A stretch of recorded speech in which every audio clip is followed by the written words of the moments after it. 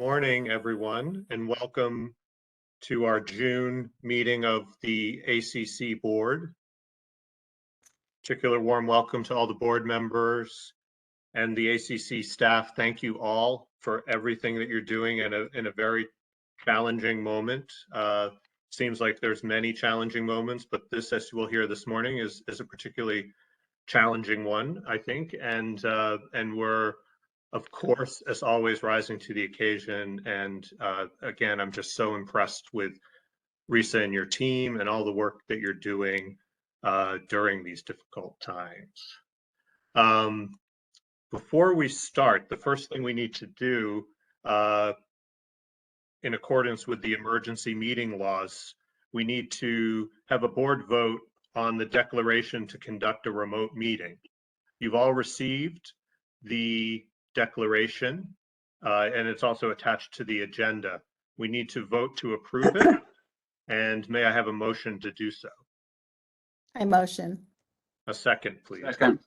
All in favor? Aye. Aye. Okay, so we are meeting virtually once again. Our hope is next January, I think I say this at every meeting, that we'll be in a hybrid situation where we can be together and be together with the members of the public, and also have a component for those who, for whatever reason, feel the need to log in. So that's our hope. We thought we were going to do it today, but there were some challenges, so we didn't. But welcome, everyone. Board members, you know all this, but just for those who are tuning in, maybe for the first time, this is a meeting of the board. It's an open meeting. It's a public meeting. We're conducting board business for ACC. We're a board of 13 people. We constitute 7 members who are appointed by the mayor, 3 appointees, 3 directors who are appointed by the board, and 3 ex officio members that represent 3 critical departments in city government: parks, police, and health. All of us, except the ex officio members, are full volunteers here. We're here doing public service. The ex officio members are on the job. They're here representing the city of New York. We currently have 2 vacancies on our board. We have a board appointee vacancy and a mayoral appointee vacancy. Our nominating committee is working hard to put forth candidates for those openings, and I'm sure we will have some great new members soon. Just to kind of go over the agendas on the screen, but just a few notes about it. We have some board business, as you'll see. This is an important meeting in June because this is the meeting where we review and vote on our budget. This year we'll be voting on fiscal year 2023's budget, and we'll also, before that, hear a preliminary report of our FY22 year as it comes to a close. Our fiscal year runs from July to June, mirroring the city's fiscal year. The budget we will review is a detailed, realistic document that takes into account what we expect we will need to do to provide care and support to New York's homeless and at-risk animals, measured against what we have contracted to receive from the City of New York to provide these services, and what we expect to raise through our fundraising efforts. In the past years, we've been fortunate and grateful to receive additional one-time funding from the city via DOH, which has gone to very good use for the animals. All of us on the board would love to vote on a budget today that includes that additional funding, but unfortunately, that is not how the city budgeting process works. We are optimistic that when and if these funds become available, DOH will work with us to put them to good use. We all know that we are heading into challenging economic times. In fact, we really are already in them. The work ACC does is never easy in even the best of economic times. You'll hear during Risa's report that we are taking on an aggressive, incremental fundraising campaign that really kicks off next year. It's going to be above and beyond what we are budgeting for fundraising in FY 2023. This will be a multi-year, multi-million-dollar campaign to help ensure that we will have additional financial resources to continue to expand our capacity to care as we grow our footprint with our new facilities and look to ever expand our services and outreach to the communities that we serve in New York. Following our budget review and vote, we're going to have a capital project update from Mario Merlino, excuse me, Mario, from DOH. And then Risa will deliver her report to us. And again, you know, we're going to hear a lot of detail here today, but there's a number of health crises in the shelters that we're dealing with. And Dr. Brennan will have some information and new information for the board. We've all been following and been keeping abreast of it and advising ACC where needed. But it's a challenging time. We have a staffing shortage. We anticipate these great new facilities, but right now we don't have them. It's not an easy time. And again, I'm so grateful for the work that everyone at ACC is doing, because it's extraordinary and they're doing it 24/7, 365 days a year. Finally, we're going to have public comments. Any of you that have been here before, you know the drill. You at a certain point, we'll invite you to put your name in the chat and Katie will call on you. Or if you have a question, you'll put your name and question in the chat. Wait till we're at that point, please, because I want you to stay focused on what we're talking about. Maybe your questions will be answered. And also stay civil.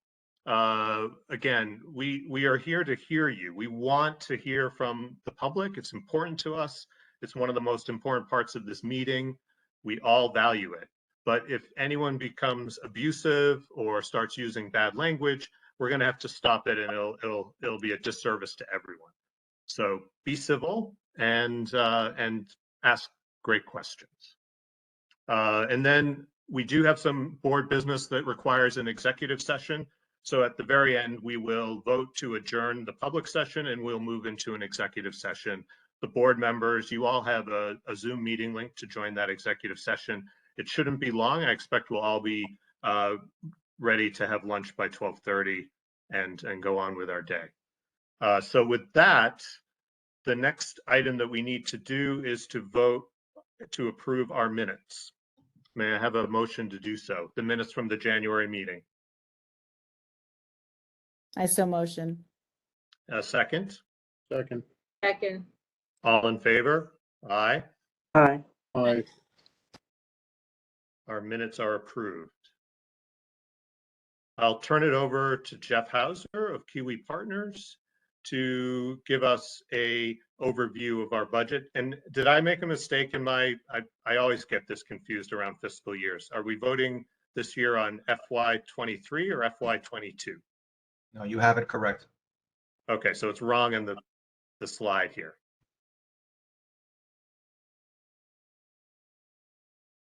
I'm an editor. I'm always proofreading. Okay, so over to you, Jeff, and we will hear from you on our finances. Sorry, what I heard you say, Patrick, is the slide is wrong and we are voting to approve the FY23 budget. Is that accurate? Yes. Okay, thanks. Thank you. Okay, next slide, please.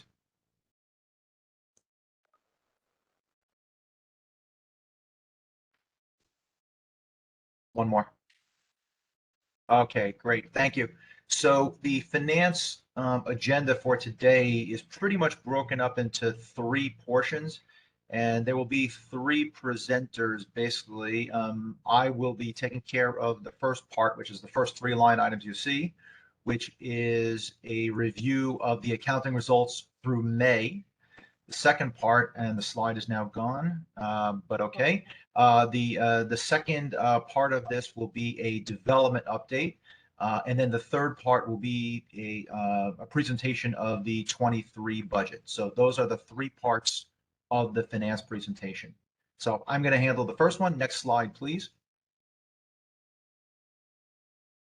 So what you see on your screen is a comparison of the actual results for the 11 months ended May. That is a comparison against the budget for the 11 months ended May.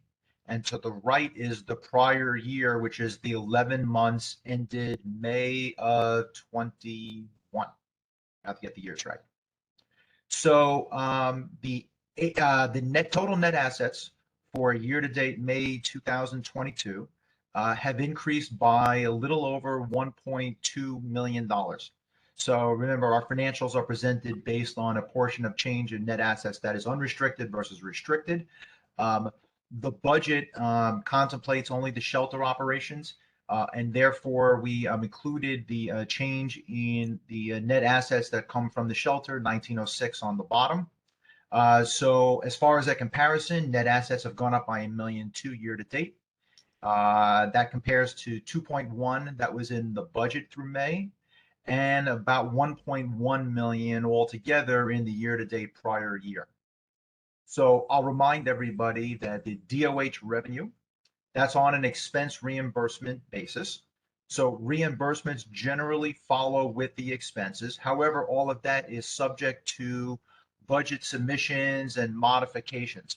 There is going to be a budget mod forthcoming before we get to the final year closeout. We still have to complete May invoicing. There'll be a budget mod and there will be June closeout. So some of the gap that you see in unrestricted net assets versus budget, I'm anticipating is going to narrow somewhat, although I can't say with exact specificity what that will be, but that's going to happen over the next couple of weeks as we close out the year. The issue here from an accounting perspective is that ACC completes the monthly accounting close in advance of when it can calculate and submit those vouchers. So there is a little bit of guesswork and then true it up with the actual invoicing. So that's the situation we find ourselves in. The revenue line items, I'm going to combine them, which is the shelter revenue, the giving and event revenue, which we euphemistically refer to as development revenue. That totaled about $3.1 million year-to-date 22, which compared to $3.4 million in the budget and about $3 million in the prior year. Event revenue has been short. We're going to get into a deeper dive on the variances in those areas when we get to the development update of this presentation. In case you're curious, there is a line for interest income and other revenue, and most of that really is other revenue. That basically consists of about $180,000 of expenses that are being charged to the Flushing construction project, which eventually gets capitalized. We also have in there about $10,000 of dividends, interest, and unrealized gains on the stock portfolio that we discussed at the last meeting. And then we had about $17,000 from an insurance settlement. So all of that got into that other revenue line. Non-personnel expenses are mostly in line with what we intended to spend at this point, although there are variances in both directions versus the budget up and down. Personnel expenses, though, are well below budget and will be below budget as we get closer to the end of the year. And that is primarily due to staff turnover and vacancies that occurred during the year. Along with that, and pretty much in relationship to it, you'll see a line called Contracted Services Medical. And that includes things like outside vet services and per diem vet services. That went the other way. And again, that is related and it should be, obvious why. But that's the expense situation. I think I mentioned before, we will close out the accounting year. We will have that done probably by the end of July. Usually we do it by the middle of the month, but because it's the end of the year, we'll extend that out a couple weeks. That'll give us time to complete whatever we need to do relating to reconciliations, catching up on invoices if we missed it, finalizing our DOH invoicing. But the goal would be we have that done by say end of July, so we would go right into the fiscal 22 audit project, let's say around August. So any comments or questions on this slide? Jeff, as you went through this, because there's some big variances to budget, are there any that you think are worth calling out to the board? The two biggest ones, the personnel services is one of them, and the contracted services medical, and those happen to be the two largest ones. Some of the other ones on here, we have some over budgeting, which is fine. Some will narrow somewhat as we go to the year, but for the most part, the two of them that are moving the needle are the two line items I mentioned. Okay, and then the unrestricted at the bottom is kind of like a net income line, right? But we Correct. just don't call it that. Yeah, Correct. yeah. That is correct. Nothing else for me. Thank you. This is very clear format. Really appreciate it. No problem. Okay, next slide, please. So this is of a format that you also saw last time. It's the balance sheet on the left, segregated between the shelter operation and the construction project. That's the section on the left. And then on the right is just a comparison of that the May balance sheet with last year-end balance sheet. So we have at the end of May about $7.8 million of net assets. Of that 7.8, you will see 1.8 roughly is temporarily restricted for use between fiscal 22 and 23, and 6 million of that is unrestricted. The cash on hand at the end of May is about 3.9 million. Again, 1.8 of that is has some temporary restrictions on it. Our accounts receivable, you will see a number like around 2.9 million, but then you will see a related liability for DOH advances. You see that 1,538. 1,538. So the net is about $1,000,004. Most of the vouchering is up to date. We still have April that we're collecting on, which should be soon, and May, which we are now in the process of vouchering, and the advance will be recouped against the April and May invoicing once it has been approved. But for the most part, that is reasonably current based on our past history. I'll remind you, we talked about this last meeting. ACC currently owns a portfolio of donated marketable securities. I believe that is a $278,000 portfolio as of May. So we revalue that portfolio every month at market value, and we'll carry those assets as unrestricted unless a donor has said something about a particular stock moving forward. The organization does have access to a $3 million line of credit. We have it, but there is no balance, and we had no need, thankfully, to draw upon it during fiscal 22 because of the timely vouchering and collections. Any questions on the balance sheet at May of 22?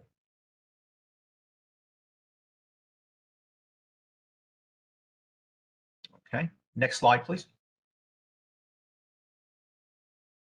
So this is the cash flow summary, which is just a bridge between the balance sheet at June 21 and May of 22. It does show that the organization generated about, on the shelter operations, about $2.4 million of cash from operating activities. That does include $1.5 million of advances from DOH, which will be recouped in the next couple of months. We received the beginning of the year was $3.7 million, so 2.2 of that has been recouped, leaving the 1.5 to be recouped. The accrued payroll related always looks funny, and that's just timing. We had about $800,000 of payroll that was incurred in June of 22.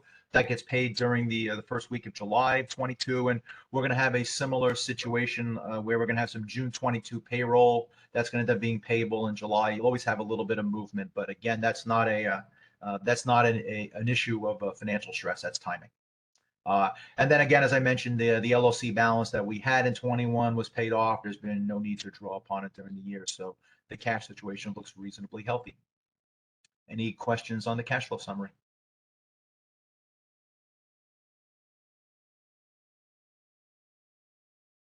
Okay, next slide, please.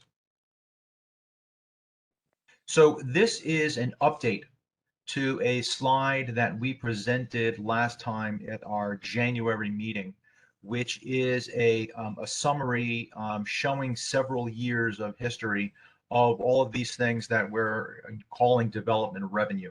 So you can see the trends in 2019, that's just pre-pandemic, 20, the start of the pandemic, 21, coming out of the pandemic, and now 22, hopefully behind us. This is just an update to a slide you saw, and now I'm going to ask Jennifer to take you through, which is the next slide, which is a little bit of a deeper dive into the 22 results that you were seeing. Yes. Hi, everyone. We can go to the next slide.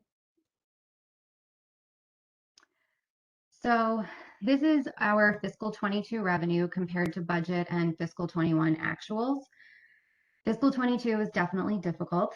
Our team was only myself for the first half of the year, and then we onboarded an associate, but hiring has definitely been a big challenge.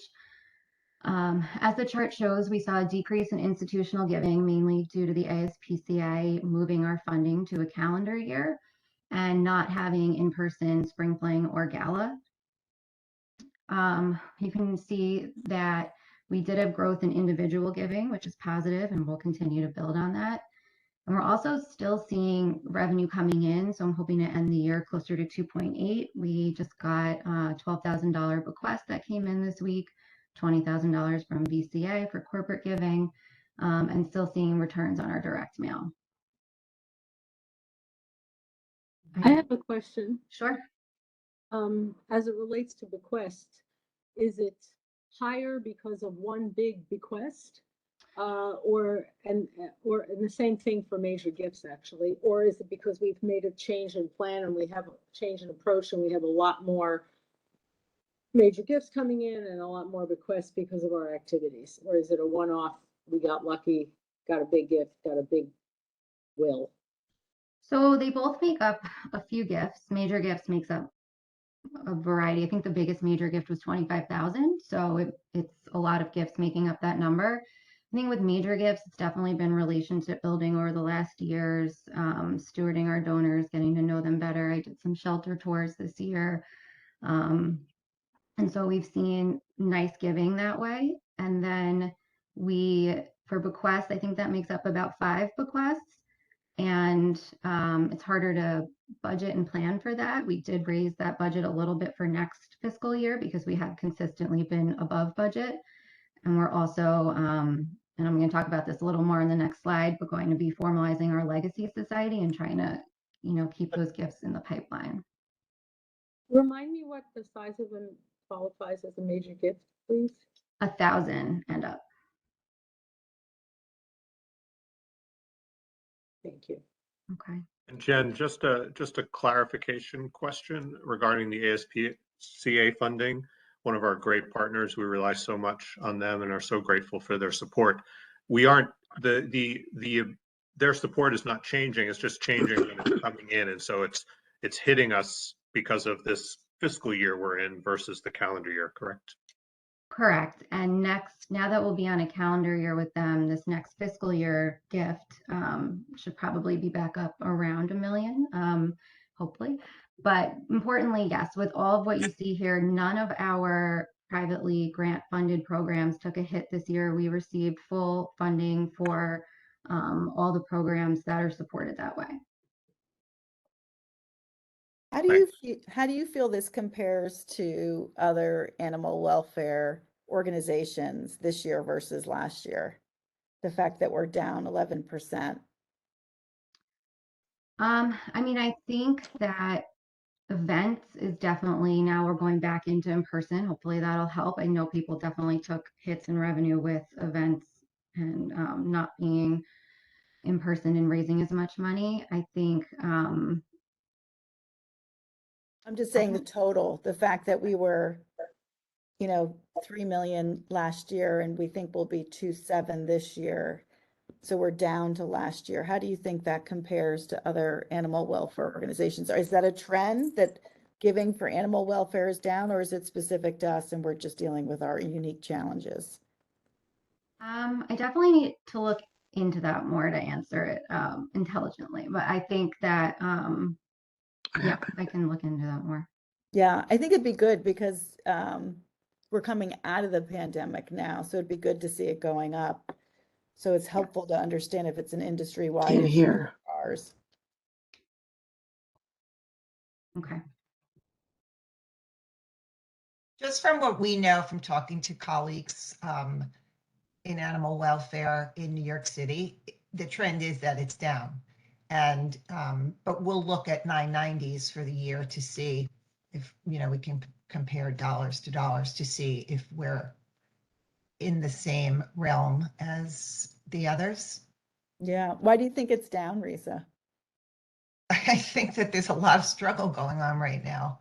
I mean, even in other not-for-profit organizations outside of animal welfare, giving is down overall. And, you know, Jem participates in this not-for-profit alliance, and that is the general trend. Maybe people are just starting to come back to give more. Inflation's ridiculous. The cost of things are crazy. People are giving a lot less. I follow a couple of organizations that are not in animal welfare, and it's a struggle. There is definitely less money out there. In the beginning of the pandemic, it was really coming in because people were really being generous because of the situation and looking at what is needed. So we'll analyze it, and that's a good, I think actually a good add to the development report for the next board meeting. We'll get more data. Mm-hmm. Well, we applaud you on the major gifts. The fact that it's gone up so significantly is terrific to see. And we definitely need our gala up and running. So we're here to support. Is there anything else the board can do to support the ACC on this? Yes, definitely. And I sent out to you all earlier this week a board engagement form that sort of walks through all different ways. And Doug Wingo will be the next session, the executive portion, going through that a little bit with you all more. But I think it gives a good overview of it's not always just, you know, donating yourselves, but really building the network of support that we have for ACC through your networks and partnerships. Mm-hmm. The other under institutional giving is from corporations, right? And that one has fallen in half. So it Any makes up, big call outs there? it's a little unclear based on this line on this chart. It doesn't make up just corporate giving. It makes up a lot of other restricted grants. So like New York Community Trust is in there, and the Milstein Foundation, as well as corporate giving and matching gifts. So it's not just, it's showing a lot of others incorporating a lot of corporate giving and corporate and foundational giving in that line. I think again, we have a timing issue with ASPCA. So it's not like we have a reduction in giving, it's the timing of that giving. And it's going to hit 2023 versus 2022. So I'm not sure, I'm not doing the math in my head, but I don't think we're so far off from last year when we account for that timing. Is that correct? Yeah, and the ASPCA, it's not, they didn't actually decrease. It looks like they did, but we're still spending right now on that 1.2 million. The 700 really kicks in starting July 1st. So it's almost, to get on the year, they had to just give us less that we spent in less time also. Right. Yeah, so it's timing. That said, I'm very eager and very excited and energized for all of us on the board to step up what we're doing in terms of our development work. And I think that our executive session today will be very helpful to that end. And it's something that all of us can do more. And, you know, it's the give, get, and all the different ways we can help in building networks. And so it'll be great to have this new focus and new plan going forward. I'm curious that we budgeted online giving so high. We're flat to LY, but our budget, our aspiration was high. Was there something that changed there? We had started doing more consistent emails And I think the hope was that we would keep growing it. I don't know, we've done well there, but I want to keep growing there. Giving Tuesday was a little under last 21 compared to 22. So if that had done just as well, I think we'd be a little bit above. And so we're seeing more of like the certain stories or topics that people respond to and trying to do a little more urgency in our email asks and things like that. So I'm hopeful that it'll continue to grow. Have we tested or considered spending more social media presence in addition to the lovely work we do around showcasing the pets for adoption and how wonderful they are and all the good work we do with them, in terms of taking some of the characters and translating them into hard asks, either, for a dog surgery or for a specific, whatever it is we're trying to achieve, using some of the residents or so on to actually ask for money, because it strikes me that a lot of our social media presence is not in terms of dollar outreach. Yes. And this is one of the things, and I don't know if Katie, if you want to jump in at all, but Katie's been talking to Dennis a lot about this specifically and building fundraising online and focusing on growing our online presence in a way that will lead to more donations. So we are definitely thinking of that. We've done some more urgent appeals, like I mentioned, and you're mentioning about animals that need our help now for surgery, and those definitely are responded to very well. So I think it's making sure we're asking around those stories and fundraising with them. And our priority remains to showcase the animals that need placement. So there are a lot of priorities for social media, and we have had great success in doing Star Fund appeals and Betty White appeal. But again, the social media has been focused on getting placement and getting more people like to volunteer and foster. Can we remove the gray box? Thanks so much. It keeps showing up. I don't know, it may be somebody's video of others. Just a thought, Jen, is that as you think about, online and other things and increasing the budget, there just needs to be a path to get there, like a roadmap to get there. And like specific actions that we're taking that's different, that would entail a budget going from, 382 to 500. And then we're here to help. So if there's anything that we can do, let us know.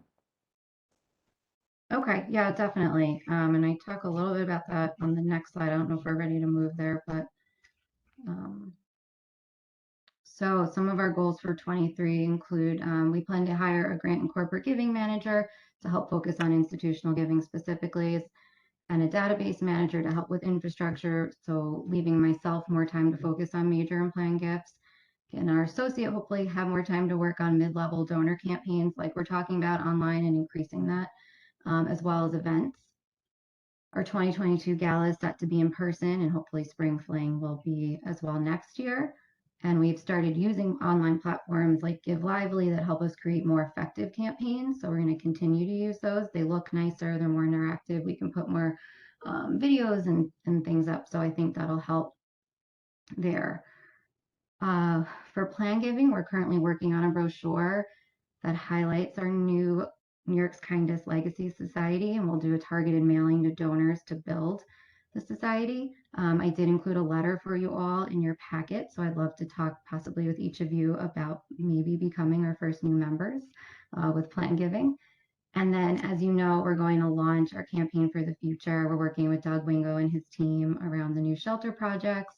We've done a lot of donor research. We formed a campaign committee, and we'll be moving into the fundraising phase over the next year. So Doug will talk more about that in the executive session. And that's it for me, unless there's any questions.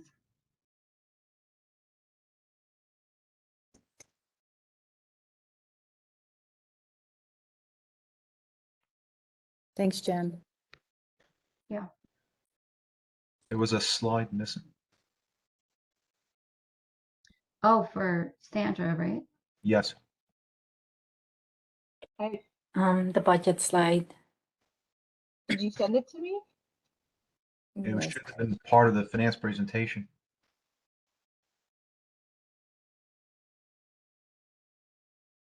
I can just go over it if we're not able to get it. And we can share it with the board, with the rest of you. Is that okay? Okay, so I apologize. So for fiscal 23, we are presenting a budget that includes the $14,950,000 from DOH plus the fundraising budget, the development budget, which is $3.7 million. We are not including a one-time enhancement as we have not heard back from DOH if that's going to be something that will be given to us for next fiscal year. In comparison to fiscal 22, our budget, which totals our fiscal 23 budget, which totals $18,650,000, is about 13% less from the fiscal 22, which included a $3 million enhancement, totaling $21,600,000. I know it's a little difficult without the slide, but Yeah, it's really hard to listen to numbers. Is there any way we can get the slide? Yeah. Or move the discussion to a time where we can get it? I just don't think it's going to be effective listening versus looking at numbers. Yeah, just give me a few minutes. Okay. do we want to go back? Happy to shift to another discussion and then come back when we have the slide. I think that's a good idea, Denise. Why don't we jump to the capital projects? We decided to present. I can't show the slides Yes, and you also do. look for new slides. Okay, so we do have to take a little break. But the slides are very, you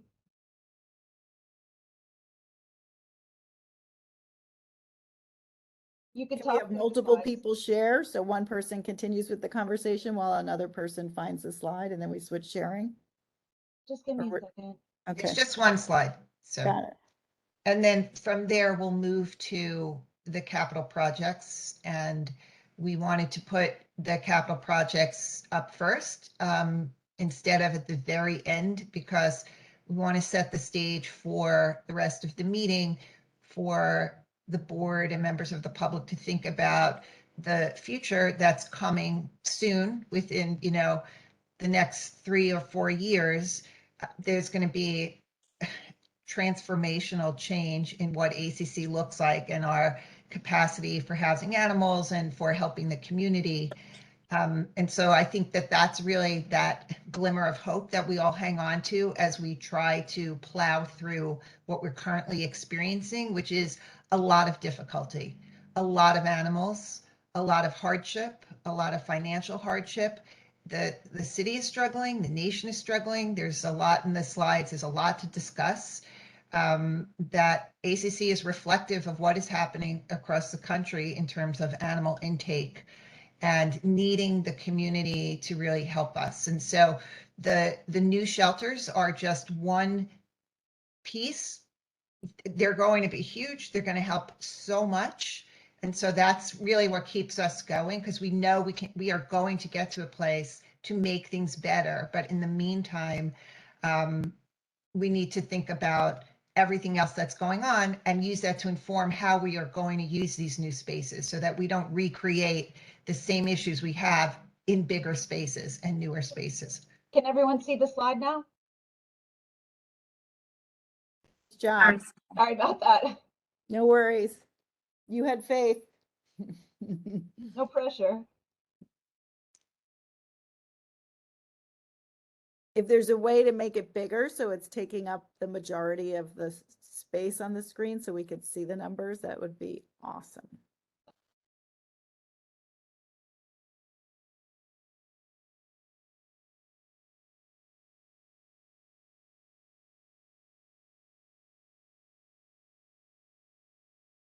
How's that?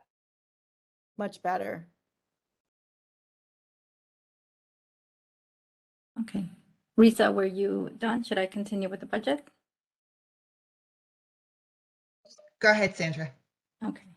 Okay, so let's try this again. So here you see the fiscal 22 budget, as I mentioned, was a total of 21,600,000, and that included the 14 million from DOH, $3.6 million from fundraising and development efforts, and $3 million from an additional $3 million from DOH as a one-time enhancement.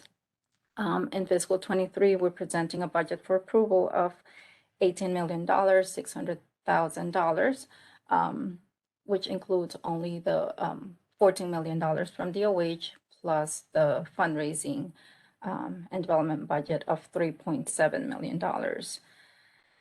We are not including a one-time enhancement in fiscal 23, as we have not heard or have confirmation from DOH that we would be getting those funds. It's a decrease of 13% over last year. And Just to clarify, it's not a 13% decrease over last year. It's a decrease of 13% over last year's budget, right? over It's an last in- year's It's an budget, correct. increase over last year, and I'm trying to do the math on what that would be. Do you know what that is? The 18 over 17, Yeah, it's about 10%, 10, 11%. got it. And do we think the 17 is going to hold, or that's going to go up and it might be less? Just trying to, were we saying in the earlier slide that the 17 might go up? Yes, the 17 million is an actual number through May 30th. So we still have 1 month to go in terms of additional expenses. So So what do you, what would be your forecast? Are we budgeting next year up to this year, down to this year? And I'm not asking relative to budget, I'm asking relative to actual. yes, my forecast is that by the end of June, we will be at around 18 million. So I am projecting fiscal 23 based on actuals for this year and just several increases in premiums, et cetera. So we're saying next year's going to be flat to this year Correct. on the revenue side. Got it. But the expense side won't be flat, right? The expense side will have to keep it flat to the revenue in comparison to revenue. So we're projecting that we're going to be receiving $14 million from DOH plus the 3.7 from development fundraising. So we want to maintain our expenses in correlation to that revenue. So I think this is great. It would be super helpful probably to have when we do these going forward, to have a forecast for where we're gonna land the year, and then to make the recommend on next year's budget based on a comparison to where this year's actual as well. Okay. You know what I mean? Yeah, so full year's projection. Yeah. Yeah, because having it through May, a comparison through May is hard, because next year is not just through May, right? It's apples to oranges. Okay. We'll I consider agree. that next presentation.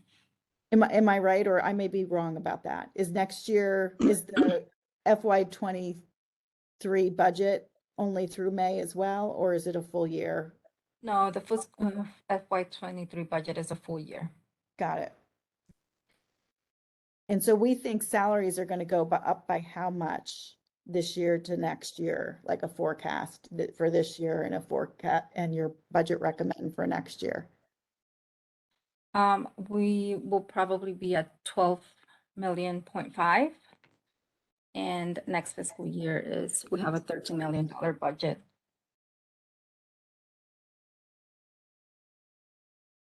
But you're saying expenses, we're going to keep the revenue flat and expenses flat. So if salaries go up, something else is going to have to come down in order for it to be flat. Tell us a little bit about that story. Well, salaries won't go up unless we have an internal discussion and we strategize around how we're going to get the funds and where the funds are coming from. That usually happens when, after we have an approved budget or we're into the new fiscal year, it's happened at least in the past 3 years that DOH came back saying you're actually getting a one-time enhancement distribution. So that's only then is when we have these conversations about having one-off projects, improving the shelters, having salary increases or adjustments or market adjustments or distributions. So that just doesn't get included in the budget automatically. It happens But throughout. as it stands now, if the salaries go up as we planned them to, and we don't get the enhancement, significant amount of other stuff is gonna have to get cut. So are we kind of not planning it, but hoping we're gonna get the enhancement, so we're not already looking at either how to increase revenue or further, or what else we're gonna have to cut? We're always looking in categories that we can cut. And I think, yes, in terms of the revenue, that's why Jen is working very hard in her fundraising efforts. She's working on the campaign. So that is the plan, to build this reserve so we can think about increases and other extra expenses. But again, we're working hand in hand. She's working on her efforts to fundraise the money so we can plan for these extra expenses.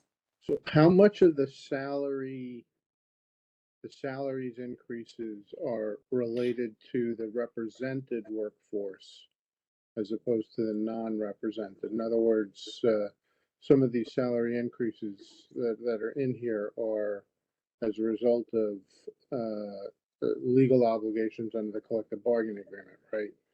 So do we have a breakdown of that?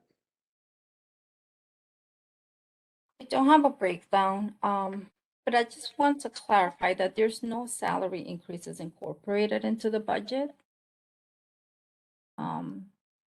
Remember So- that during my part of the presentation, I had mentioned to you that one of the things that depressed salaries this year was vacancies and turnover, which is just the environment. And so I think one of the implicit budget assumptions, if you will, is that we're going to be in a more normal recruiting environment at some point during the course of 23, which on its own would increase that salary line. But the budget isn't showing an increase. Well, again, everything is subject to availability of funds. So maybe I misheard, but you think that the salaries, and we can get off of this if we think that we're going down the wrong path, but we think the salaries for this year, I thought I heard you say, was going to be around 12.5. Right. That's the forecast for this year. And next year we're budgeting 13.2. That's the only reason I raised it. Correct. But maybe I got And those again, numbers wrong. But so again, you have two things happening, one against each other. One of them is that second revenue line you'll see in the 23 budget, and you compare it to the 22 budget, you'll see you have a $3 million difference.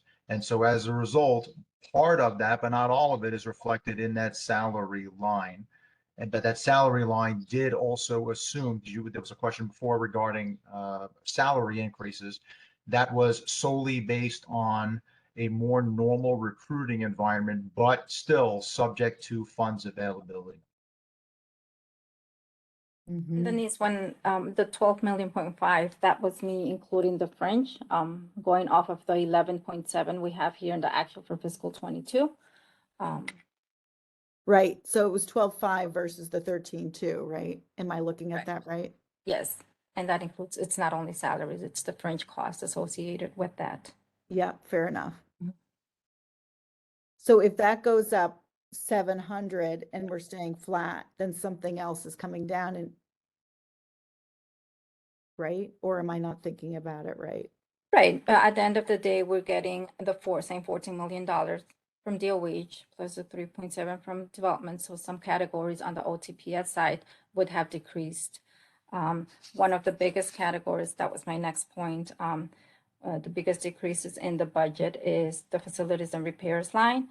This year, because we did get the one-time enhancement, we had several repairs and one-time improvements at the shelters. So that's a big line, which is most around $700,000, which would be the offset to the salary increase. Yep, that makes sense. Yeah, sorry, which line is that? Facilities repairs and maintenance, Under operations and support. Yeah. correct. Anything else you want to point out that we should be aware of as a board as you thought through the budgeting? Yes, moving to the non-personnel side, the insurance cost, we received the updated premium, and we're renewing our policies this month. It will go up, so that's why this is one of the categories that I have that increased over 20% over last year's budget. On the other line that went down significantly is security systems. We also in fiscal 23, thanks to the one-time enhancement budget, improved and upgraded the security systems at the shelters. So because that was a one-time improvement, enhancement, it will decrease for fiscal 23. What is client supplies and activities? That's another big decrease. Just curious what that is. That category includes everything from food, litter, treats, animal supplies, training supplies, anything related to our animals. And the decrease in that category is I attributed to having implemented a process for purchasing and inventory management. So now we're looking into more savings, looking into vendors, more discounts, lower prices, and that sort of thing. So that's helped. And I think the last category to point out is the financial consultant line. We worked with the vendor to decrease the annual fee. So that's being reflected into the fiscal 23 budget as well.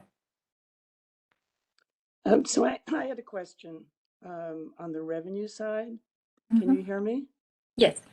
So I'm looking at the budget, 22 budget and 23 budget. It doesn't seem to me that the development is going up.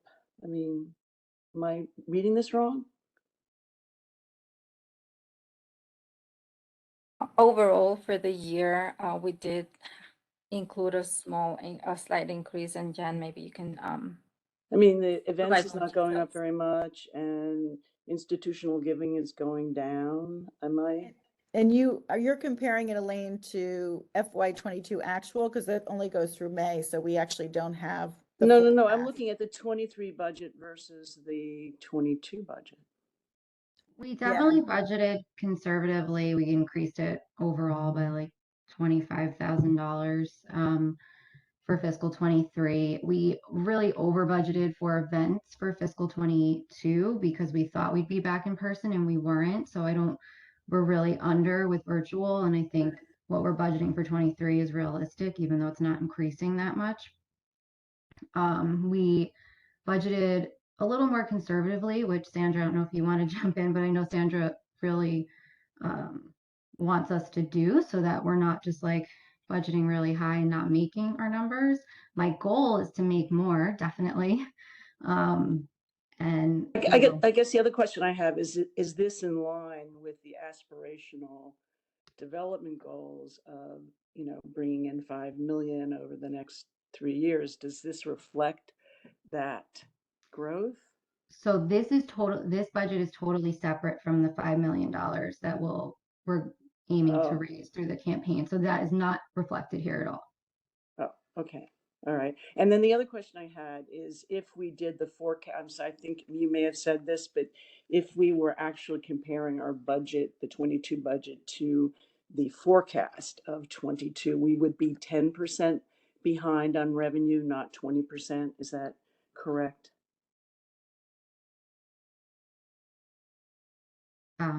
Sandra? Yes. Yes, because we would need to include the last month of the fiscal year on the revenue side as well. So we'd just be 10% below. Yes. Okay.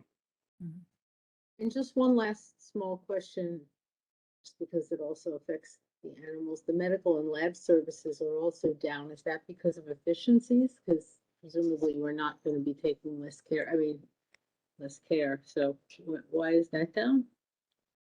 That number am is I reading it budgeted wrong? based on the actual. So if you see the actual for fiscal 20 through 22, excuse me, it is 788,000. So for fiscal 23, the budget is Okay. 840,000. Okay, got it. Sorry. The percent to last year's budget is a little confusing. I think doing it against actual would be much easier to, or more meaningful for the future. So Okay, noted.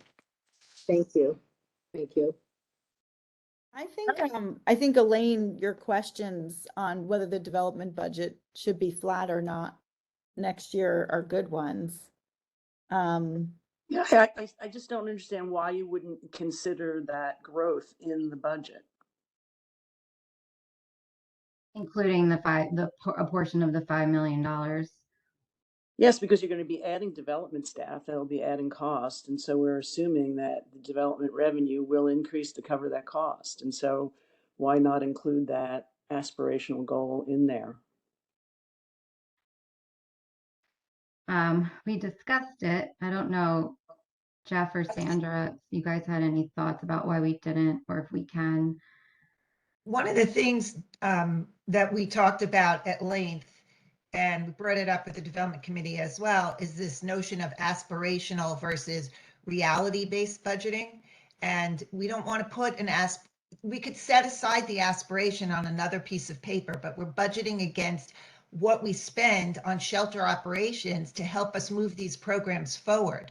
We don't want to put in $5 million for the campaign for the future when that campaign is not going to start until 2023 in January. We're going to talk more about that with the board. So we're holding that separate. In addition, we have in the past made these aspirational goals and budgeted against it and come up short sometime in January, where we're scrambling to figure out how we're overspending. What do we need to do to cut it back? And so this budget is realistic.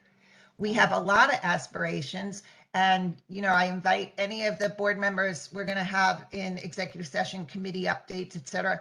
You'll hear from the development committee. We want to be aspirational. We are aspirational, but this is a reality-based budget. Yeah, because the spending is limited by what we get here, right? So I think that's fair. I agree with Elaine, though, that a 25K increase is basically flat. Yeah, it is flat for sure. We agree. We recognize that. We've had a lot of struggles this year. We do not know if we're going to get out of them. Hiring has been a huge challenge. We have been posting and interviewing and people signing on and then changing their minds. It is a very, very tough environment. And so we really are just being conservative, and we appreciate the need to be more aspirational, the need to raise more money, and we're working on that. But this reflects all of the struggles that we've had in fiscal 22.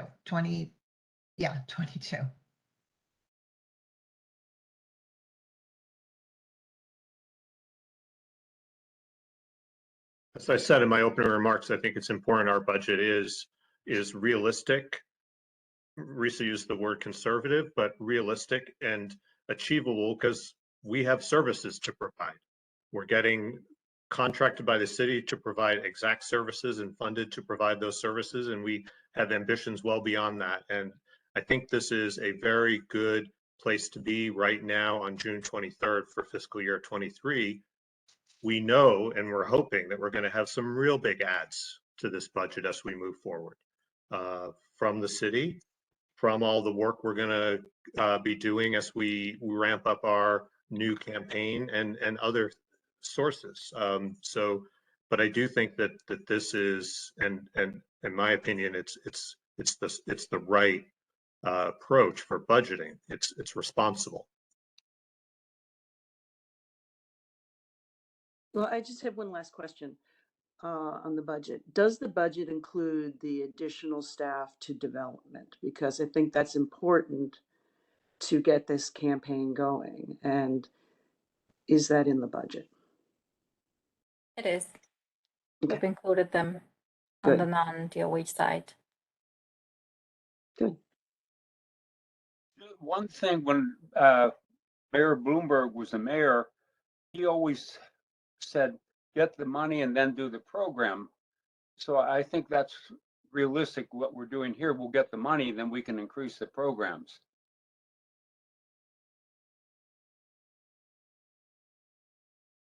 And I believe that's what we do, how we operate.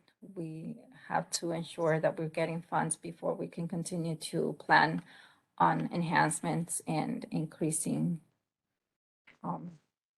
more expenses.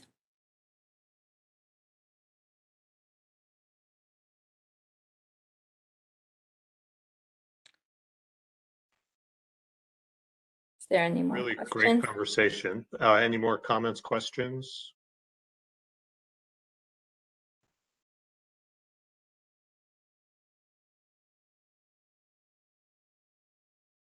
Shall we place a vote on this budget? May I have a motion to approve the fiscal year 2023 budget?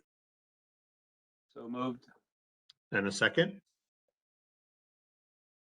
Second. And all in favor? Aye. Aye. Aye. Okay, our budget is approved.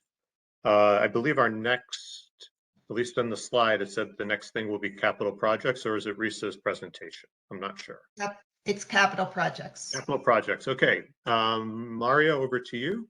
Looking forward to hearing your update.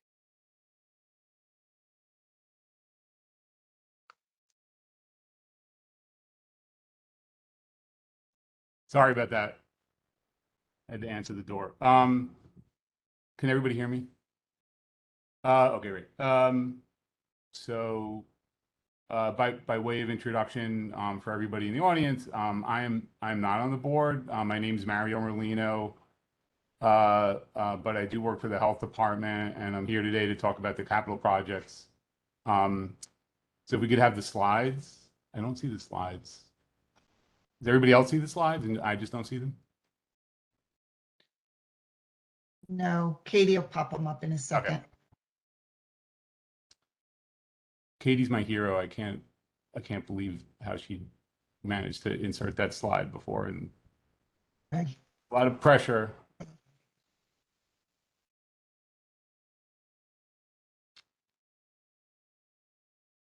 Okay. I need someone on DOH to add Katie as a host, please. She's on as WebEx alert. But I could start talking through them. And for everybody in the audience also, I promise you, my presentation is going to have no numbers, so that's the good news there. So in terms of an overview of what we're going to talk about, well, here we go. There we are.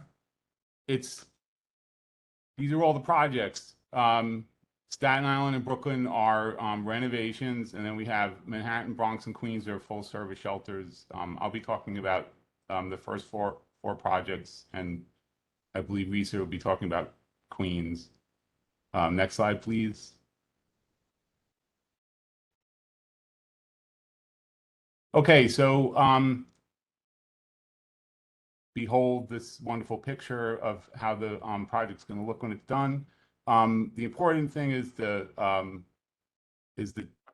bullets on the schedule, and we're going to have our construction vendor hopefully by the end of the summer, and we're going to start actually building this in the winter, and we have the move-in is projected for the spring of 25. Next slide, please, and we'll see another lovely picture.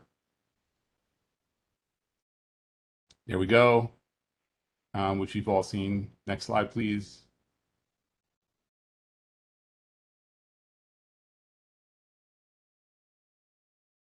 Another picture. Next slide.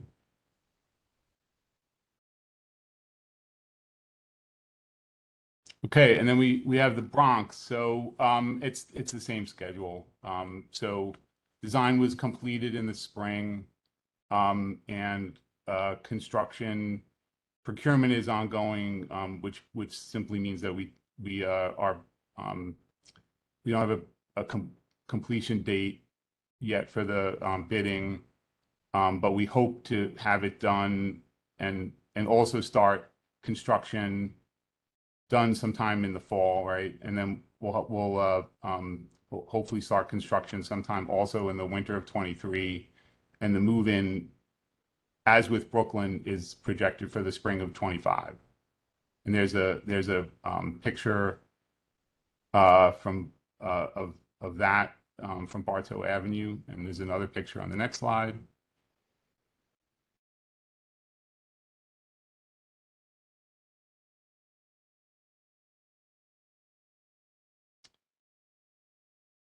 And another next slide, please. It's the main entrance, and then these are not new pictures, and we've seen these before in other presentations, but they're always nice to look at, particularly for people that this is a new, new for them in the audience. So this is a rendering of what the finished building will look like. Next slide, please. I think this is, we'll start talking about Staten Island. So I think bigger news potentially for Staten Island. So when it says projected phase 2 substantial completion, so for this month, we're in June 22, we're in June. Exterior landscaping completion. So what that means is those projects are completed, and we have yet to kind of accept the work in terms of approving it, right? This is a rendering that we've all seen before. So this is a artist rendering. So look at the next slide, and you'll see a picture. This is actual. The next slide.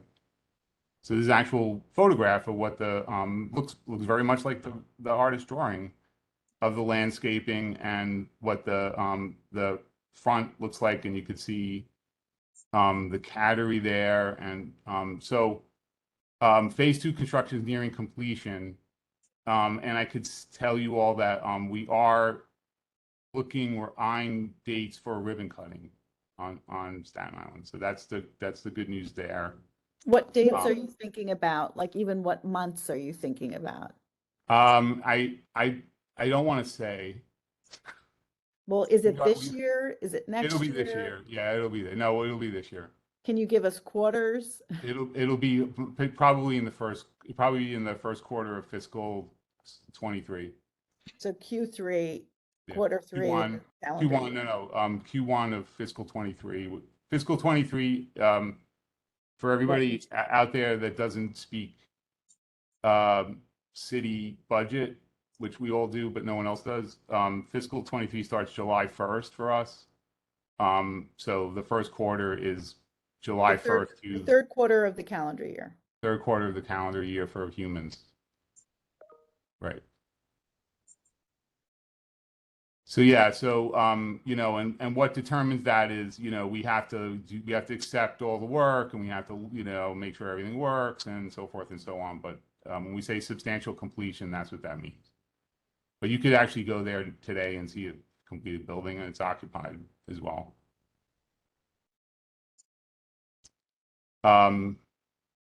Okay, next slide, please. And it doesn't end there.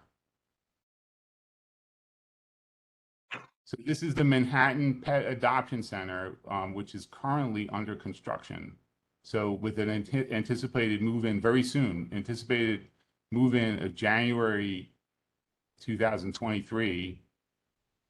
These are artist renderings of what it'll look like from the street. And if you go to the next slide, you'll see another actual photograph of the construction work, how it looks like from the interior. And I know it's hard to kind of envision it, but that's what it looks like. So there actually, I think, just proof that there actually is construction going on there. Mario, when was that picture taken? I believe I asked for an updated picture when we put this together in like the first week of June. So I think it was June 2nd, 3rd, something like that. How confident are we that it'll really be ready in January? I think it'll be, it might be something like, what we're saying with Staten Island, where it'll be substantially completed, but not the ribbon cutting, there might be issues. So if they're saying substantial, when I have these dates, these are the dates that we get from the, Department of Design and Construction, and the people doing the work. So we'll update those if the schedule changes, they let us know. Yeah, good. I'm Even sorry. if the ribbon can't be cut, can it just, and you're still doing punch list items or whatever we talk about, are you able to, will we be able to use it? I think you have to. I mean, I think what you do is you would want to use it first, and then work out any kinks, and then have the ribbon cutting, right? But again, we'll be very honest. Any kind of delays and that sort of thing, we'll in future updates, we'll let everybody know what those delays are. I have like a small nit question. Risa, maybe more for you, but all these renderings have beautiful landscaping and you talk to landscaping. Do we have a landscaping budget? Is that in our budget? Capital projects are all funded through DOH. That's separate. It's not in our budget. And then anything with 1906 that you saw was a separate budget. So they have an ongoing landscaping support once the ribbon's cut and they move on? Like, how do we maintain the landscaping?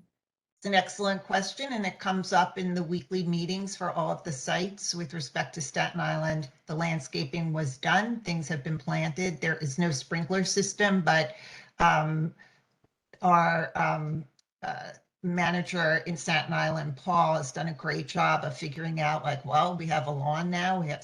Went to Home Depot, we're on it. We're watching it. We're on it. The other shelters. Our employees are becoming gardeners. Is that it? No, but they'll make sure that the stuff gets watered. Right. And that could also be a really great volunteer project and a gardening project. And in Queens, are going to have a garden for our rabbits. And so there's a lot of opportunity for people to be involved with the ACC that doesn't necessarily mean animals, and growing our volunteer pool is something that we're going to be talking about, and also our outreach into the community. In Staten Island, it's beautiful. It's so beautiful. If any of you have ever seen what Staten Island looked like previously, you would really know how important this is and what a change and a transformation this is. And so having a garden, that's terrific. The primary focus is always on the animal welfare part of what we do. And so we feel like with this jewel, it'll be attractive to the community, and we will bring more people in and kids in, and it will be like a really great community building part of ACC. Yeah, the Staten Island picture looks great. In fact, it looks so great that I thought it was a rendering. I didn't realize it was a photograph.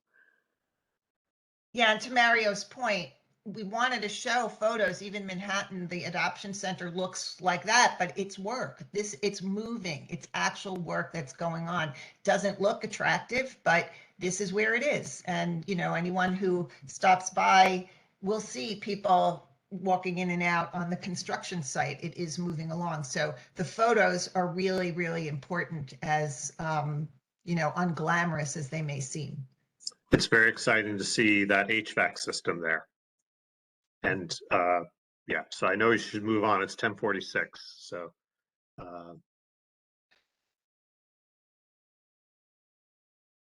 Okay, so Mario I think that's the last part of your presentation, correct? Correct. Okay, so I'll jump to the next slide, which shows a picture of what is happening at Queens. Okay, so this is actually three photos that I took. I was recently on site. The project is really moving along. We are, the elevator is being installed. It has 3 floors, which is really exciting. At the very top, there is that rooftop garden. Plumbing and HVAC are going in. It's 95% done. The electrical work is 80% done. They're starting to sheetrock. You know, like everybody who is doing any kind of construction, there are some slight delays from the pandemic. So the target for our substantial completion is now November. We thought it would be the summer, but it's being pushed to the late fall. We anticipate moving in March. We're holding the contractor to that date, but again, a lot of things are out of our control. And in particular, I just point out the skylights. There's a delay on those skylight panels, so that's actually not glass there. It's just like you can look right up to the sky. However, that is such an asset, and it's well worth the wait. I wouldn't, you know, sheetrock that up just to get the project done. That is worth the wait. That's going to provide fresh air and indoor-outdoor exposure for our dogs.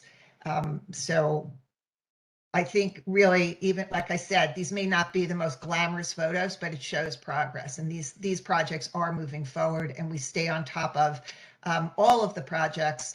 There are weekly meetings, and we are really, really grateful for the city's investment separate from our budget. Do those skylights actually open? Yes. Oh, that's awesome. They're retractable. That's Yeah, awesome. so cool. It's great. And yeah, just for people who might be tuning into this ongoing exciting project that is, you know, taking us into the future, but it is taking some time. The Queens shelter, the reason why Risa presents it is that with the city's contract, we actually purchased the land and we're undertaking the construction ourselves versus the other capital projects, which are city-owned buildings. So this is going to be the first time ACC owns a facility. We're building it ourselves, and we'll be maintaining it and running it all on our own. So okay, so over to your report, Risa, right? Yep.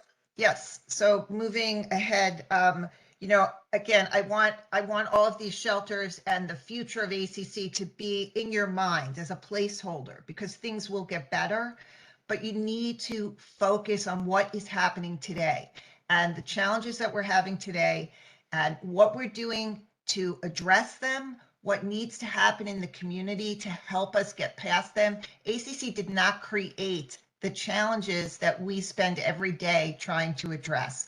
It's reaching a critical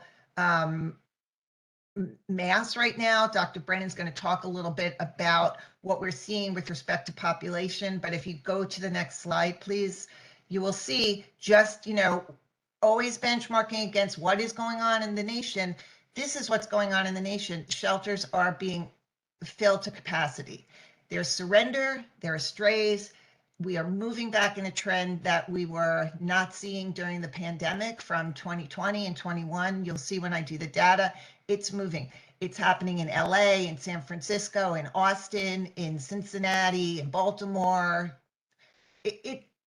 Westchester, Staten Island. Like, the news is picking it up, and it is true. The question, oh, is it all about pandemic puppies? It is not, and you will see that in the data. We have a lot to present because there is a lot going on, and I would please, we are already at 10 to 11. If you could try to hold your questions, all of this fits in. We are like a big, you know, Lego set. Each thing that we do has an impact on something else. It has an impact on the intake and the outcome. And so if you could just wait with your questions till we get through this, because it is a puzzle that pieces together. But I want you to know that everything that's happening in the world is happening at ACC. Hiring challenges, stress, population of animals, the facilities really, really need to be improved. And so things are happening, but today's presentation is about what is in the moment. So if we go to the next slide, I'm going to turn it over to Dr. Brennan so that she could just share with you where we are at this moment in time.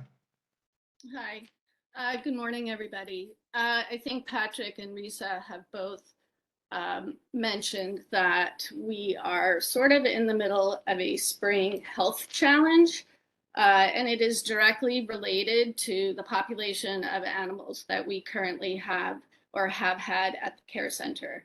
So I'm going to try to paint a little bit of a picture of how things like this happen when our population goes up.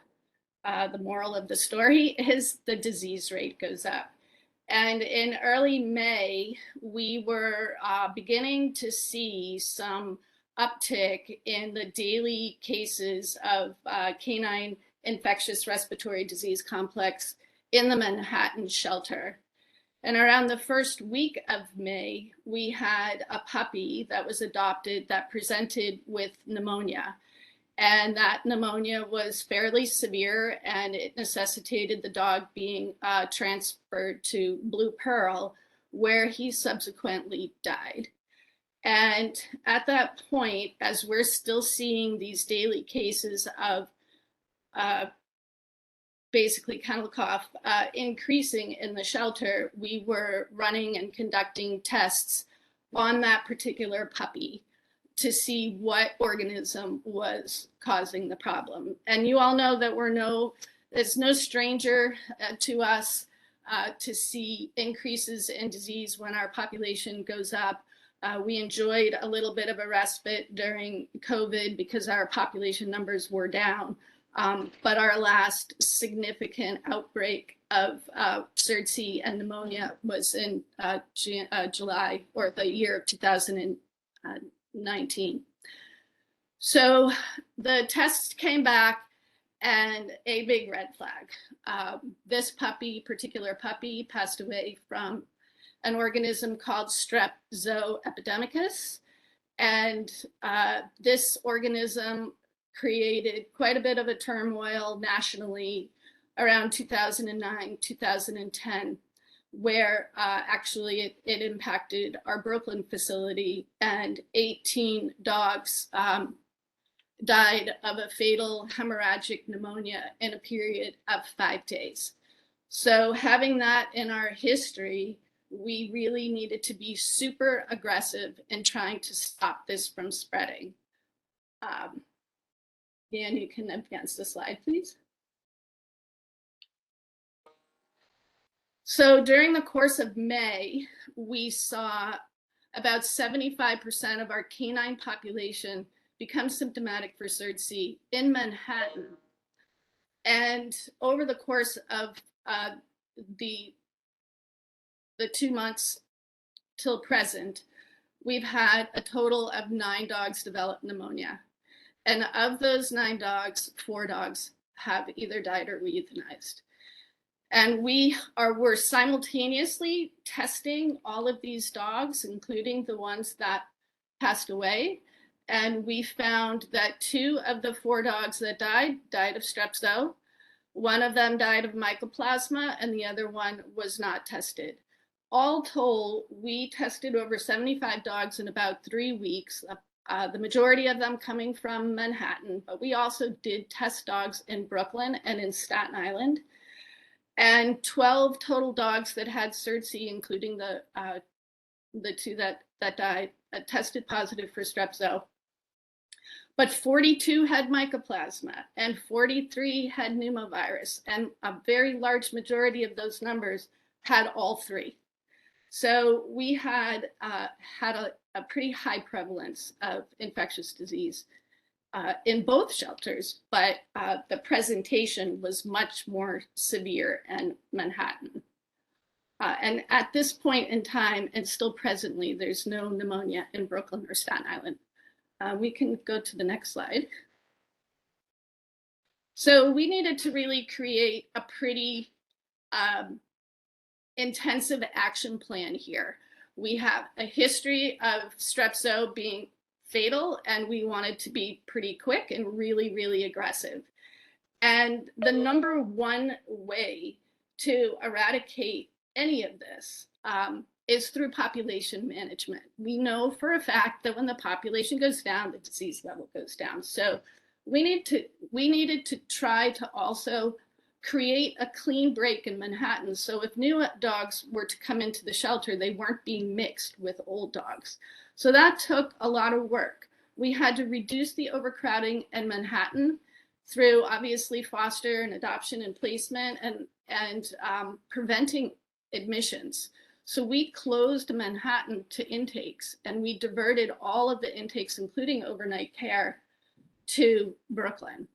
We also based our action plan, even though we had all of those organisms, mycoplasma, the pneumovirus, the one that was very compelling and we considered the pathogen of concern was the strep zoos. So the aggressiveness of our plan included administering prophylactic penicillin, injectable penicillin, to all of the dogs in MAC. And so there's over 100 dogs in our care at that point in time. It was no small feat to get this done, and it was done multiple times.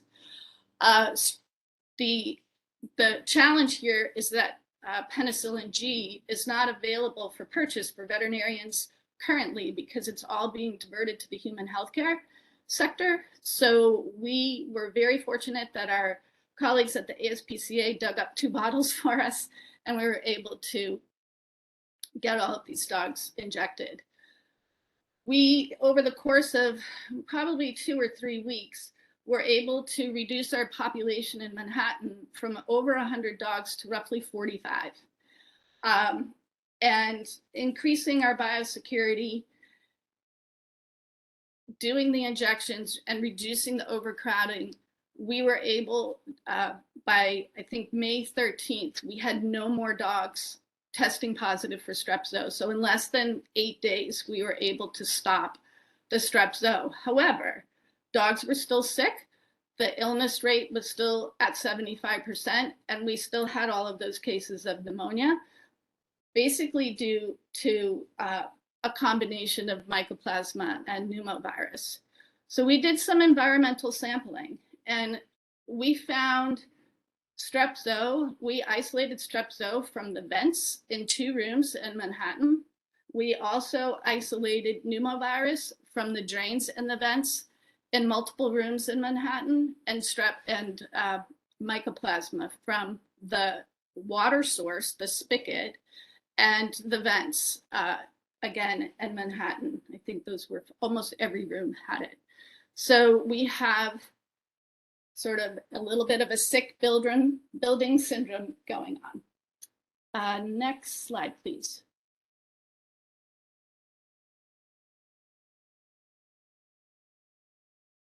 So basically, when, just as a refresher, how disease outbreaks happen, the #1 risk factor in a shelter is overcrowding. The Manhattan and the Brooklyn shelters should only house 69 dogs with our transfer doors open. We have historically, consistently, for many months out of the year, years on end, have operated with over 100 animals in our care. So this is not a surprise. And it really is directly correlated with population management. But there are other risk factors, including the number of staff. We all know that we have way fewer medical staff than we've had historically, and animal care staff as well. Staffing in general has been quite challenging for us over the last 2 years. And overcrowding leads to stress, not only for the animals, but also for the staff. And stress is a major factor in disease presentation. So this is a perfect storm, and it happens all the time. So next slide, please. So we are now still diverting most of our intakes to Brooklyn. And as you can imagine, we are setting ourselves up for a perfect storm, Brooklyn currently. But right now, the Manhattan population has remained low. We are shooting for a target number of 69 dogs in there, so our transfer doors are open. And the positive consequence that is happening there is that there's no sick animals, 0. We have not diagnosed an animal, and a number of, I'm gonna say, days, we've had sporadic cases, but we basically have one animal sick in Manhattan right now. We implemented some environmental cleaning, but mostly these animals are receiving better care. They're getting more enrichment. They're on walking schedules. They're able to take a nap. The staff is not stressed. And the overall health of the population in Manhattan is fabulous, and it's fantastic, and it paints a great picture of how we ought to be operating. But we find ourselves now in Brooklyn seeing 5 to 8 cases of CERD-C a day. We don't have any ability to isolate those animals anymore. We are currently sampling to see what the pathogen is there. There has been no pneumonia, but it is, as I said, we're setting ourselves up. We currently have 25% of our dogs sick there, and all of our transfer doors are down. The issue is like, this is the proverbial rock and hard place, right? We currently are now seeing, as I said, CERD-C in Brooklyn. We have a happy camp going on in Manhattan. And what do? Do we start opening up Manhattan, start closing transfer doors? The reality is that this city, this community, we don't have enough resources to manage the animals that need help. There's just not enough capacity here. And these animals are coming in droves, as Risa has alluded to, the trends nationally. At one point in time, there were over 500 surveys filled out for owners wanting to relinquish. The community needs to build some capacity here because sheltering is not the answer. So we are really right now kind of running a fool's errand by allowing Brooklyn to get this high, but there's not a lot of choice here. And we're fortunate currently that we have not seen the severity of the illness in Brooklyn, but we are seeing the stress, the staff burning out, and the number of dogs getting sick. I'm not sure there's another slide for me. Yan, can you advance, please? So what the bottom line is, obviously, as I've been saying over and over, that the organization really has to strive for operating inside our capacity for care, because C4C is capacity for care. When we operate outside of it, it's predictable. There is disease, there's loss of life, there's increased workplace injuries, there are increased employee burnout, there's increased employee turnover. The cost of operating outside of the capacity for care is also financial. Each pneumonia case that we send to Blue Pearl, minimum $5,000. We have one bill over 12. Tens of thousands of dollars have been spent in antibiotic treatments and other treatments for these animals. And just as a reminder, in 2016, we had the horrific cat flu, which estimated cost was well over $500,000. So really the bottom line here is staying within the 69, transfer doors up, and that is the recipe for success. Do you believe that's the end of my slides? Thank you, Robin. All right, so just moving right along to understand why the disease, where it comes from, looking at our intake for January through May, and this is compared to 2020, 2021. You can see it is starting to go up. You can also see the categories of stray and owner surrender. We are seeing an increase everywhere. And while numbers seem small with respect to rabbits, stray rabbits or guinea pigs, like, oh, they're so small. These animals require staff. They require resources. They require space. So we are getting hit everywhere. Every category, there's an increase. Next slide. Looking at the source, we look at why. Who can we help? The strays, that's a real tough nut to crack if they don't have licenses or microchips, but intake by source of owner surrender. What is happening? Look at this, housing. If anybody is following the news in New York City, we're about to have an even bigger housing crisis. These are issues that ACC cannot solve, but they're going to come, these animals are going to come in because of housing reasons, and it's really, really critical. We need, as Robin said, we need the community to help us build capacity. The surrender for behavior in dogs, that is a big factor, and it's a factor across the nation. We have dogs with behaviors that are not the ones that just go off and get adopted. These take a lot of work and a lot of effort. We can't thank our rescue partners enough, our volunteers who come in, who have the level of experience to help us walk them and provide just basic care for them, and the staff. I mean, this is it's not just a dog. It's a dog that requires a lot of resources and people who have the training and the skill sets to take care of them. Looking at cats, we're in kitten season. We are seeing multiple cats come in at once. So, you know, a lot of issues that are out there that we really want to work with the community to try and capture ways that we can help solve instead of having animals come in. And in a few moments, you'll hear from our Director of Community Resources, who will talk a little bit about the admissions process. And then the next slide, please. So looking at what is coming in particular, you'll see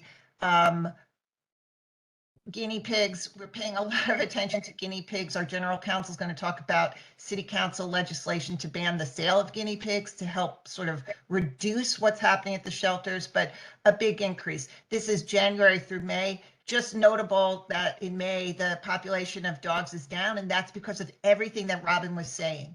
Because Manhattan has such a serious outbreak, we had to defer all of these intakes. We had clients who needed to surrender, fill out forms so that we could work with them. Can you wait another week? Can you wait 2 weeks? So it's not a solution. It's just a temporary approach, but it's not solving the problem of the increase in intake.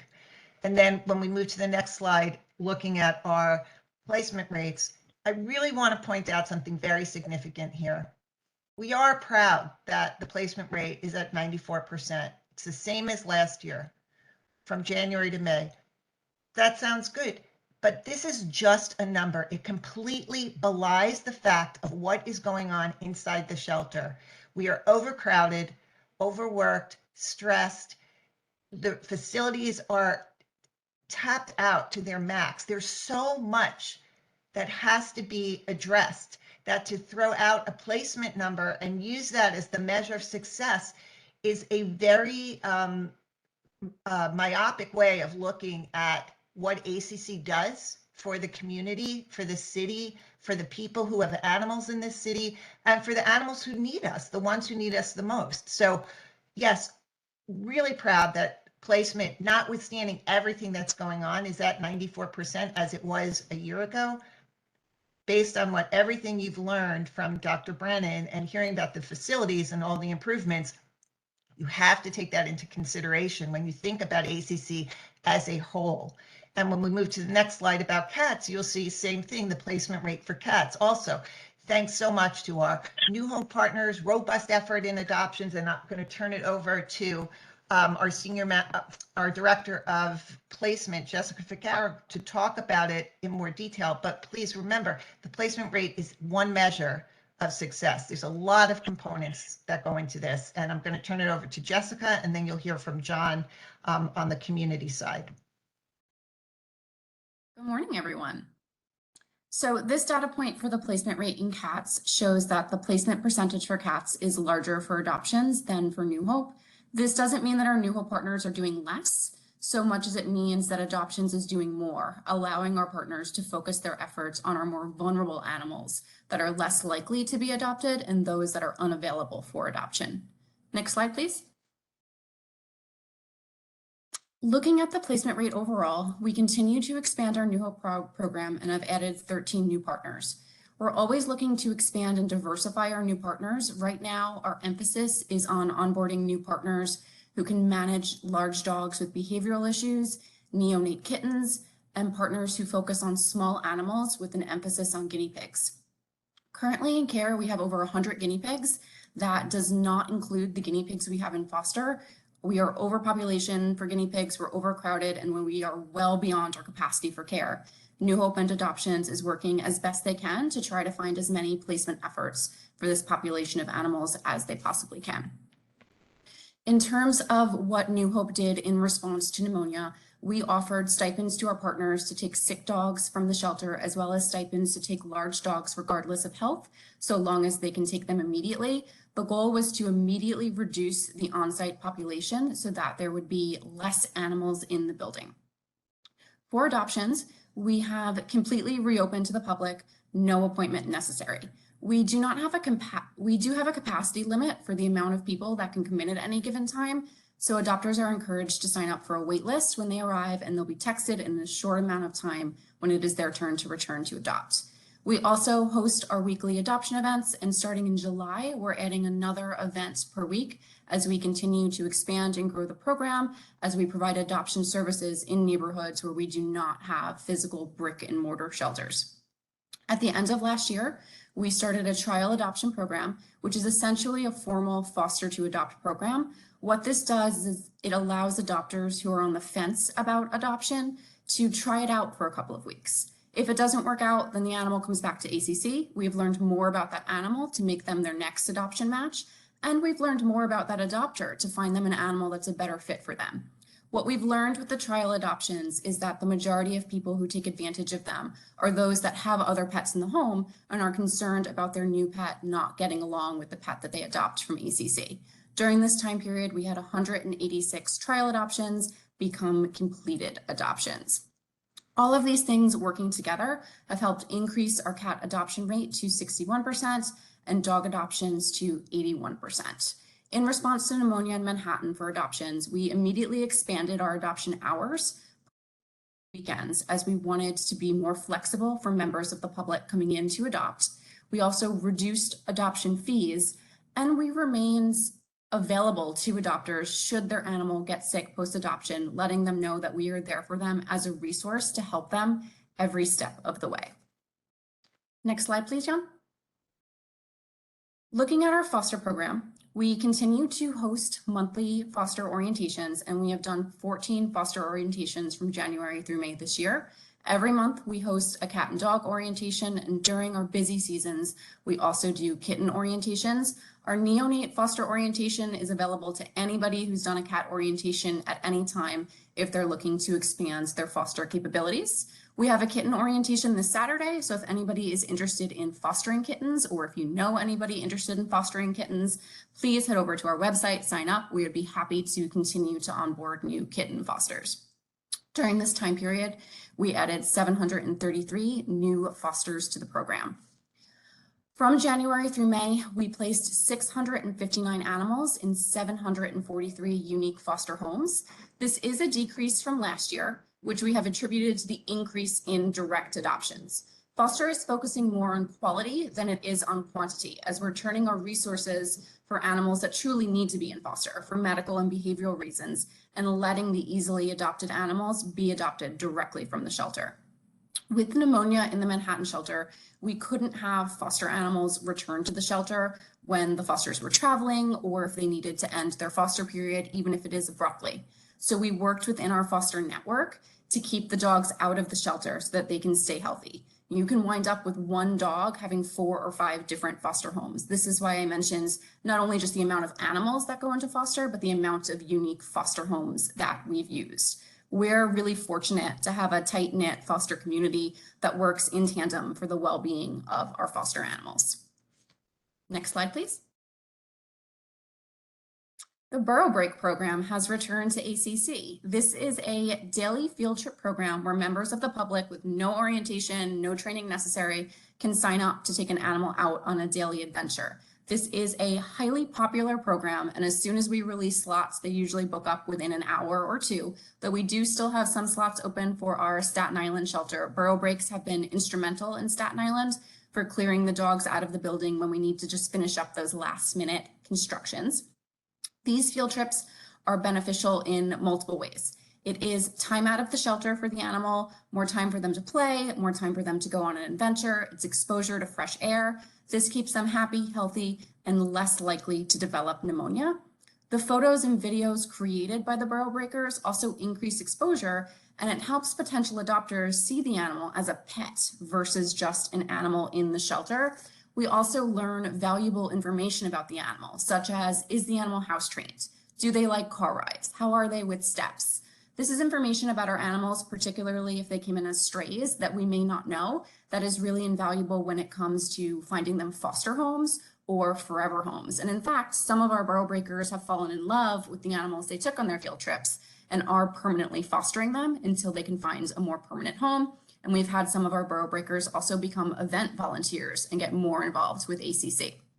Staying within our capacity for care is not just about the placement of the animals, it's also about managing our intakes and working with our community to provide surrender prevention resources. With that, I am going to turn this over to our Director of Community Resources, John Cicolella. Thanks, Jessica. Next slide, please. So like Jessica said, I am John, the Director of Community Resources. And while Dr. Brennan handles what we have in the shelter and Jessica handles getting animals out of the shelter, my department is responsible for doing everything we can to keep animals out of the shelter in the first place. Everything we do is completely grant funded. To give some context, we received over 800 surrender requests per month between January and May, outside of all of the animals that come directly to the shelter without us being contacted ahead of time. A lot of the time, clients express an inability to afford vet care or animal supplies such as food and litter. We know that these costs can add up and lead families to thinking that surrendering is their only option. As we position ourselves to be a resource to the community, we strive to provide as many families as we can with what they need to keep their pets. This is especially important now while we try to keep the dog population low in our shelters while we deal with pneumonia. Every other week, we host a pet food pantry out of our Bronx Resource Center where we've distributed over 50,000 pounds of food through May so far. We're on track to distribute well over 100,000 pounds by the end of the year. For families that are unable to get to the pantries or if they need a particular food or supplies that we don't have on hand, we're able to ship products directly to their home.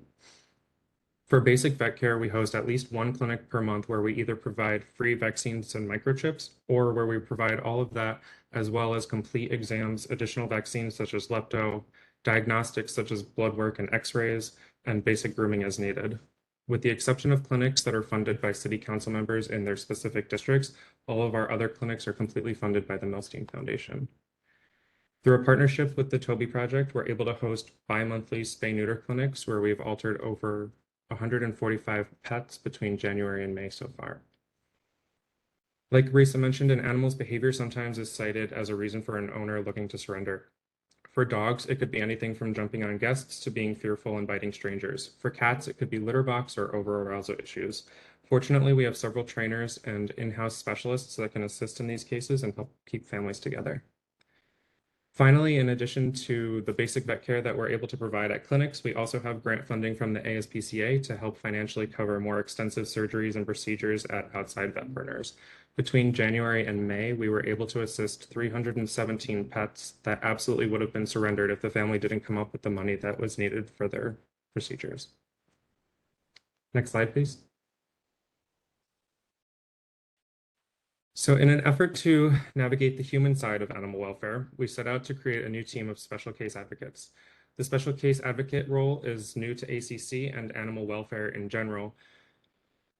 This role is an acknowledgement that some families come to us with complex needs that require an added investment of time and resources to work through and determine the best possible outcome for the family and their pets.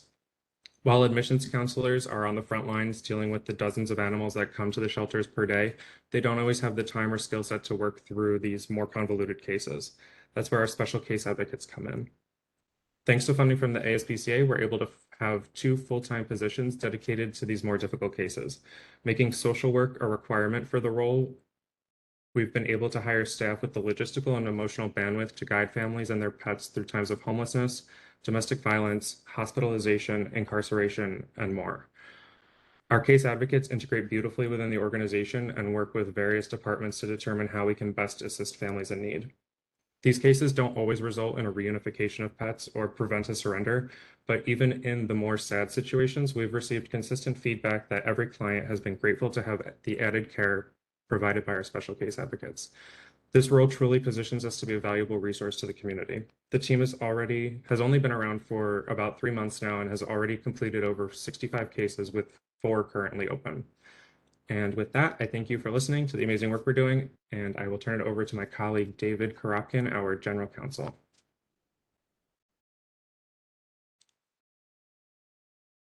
Hey, hi everyone, good morning. Thank you, John. I'm David Koropkin. I started as General Counsel for ACC just about 3 months ago. It's really a great honor for me to be stepping into this role.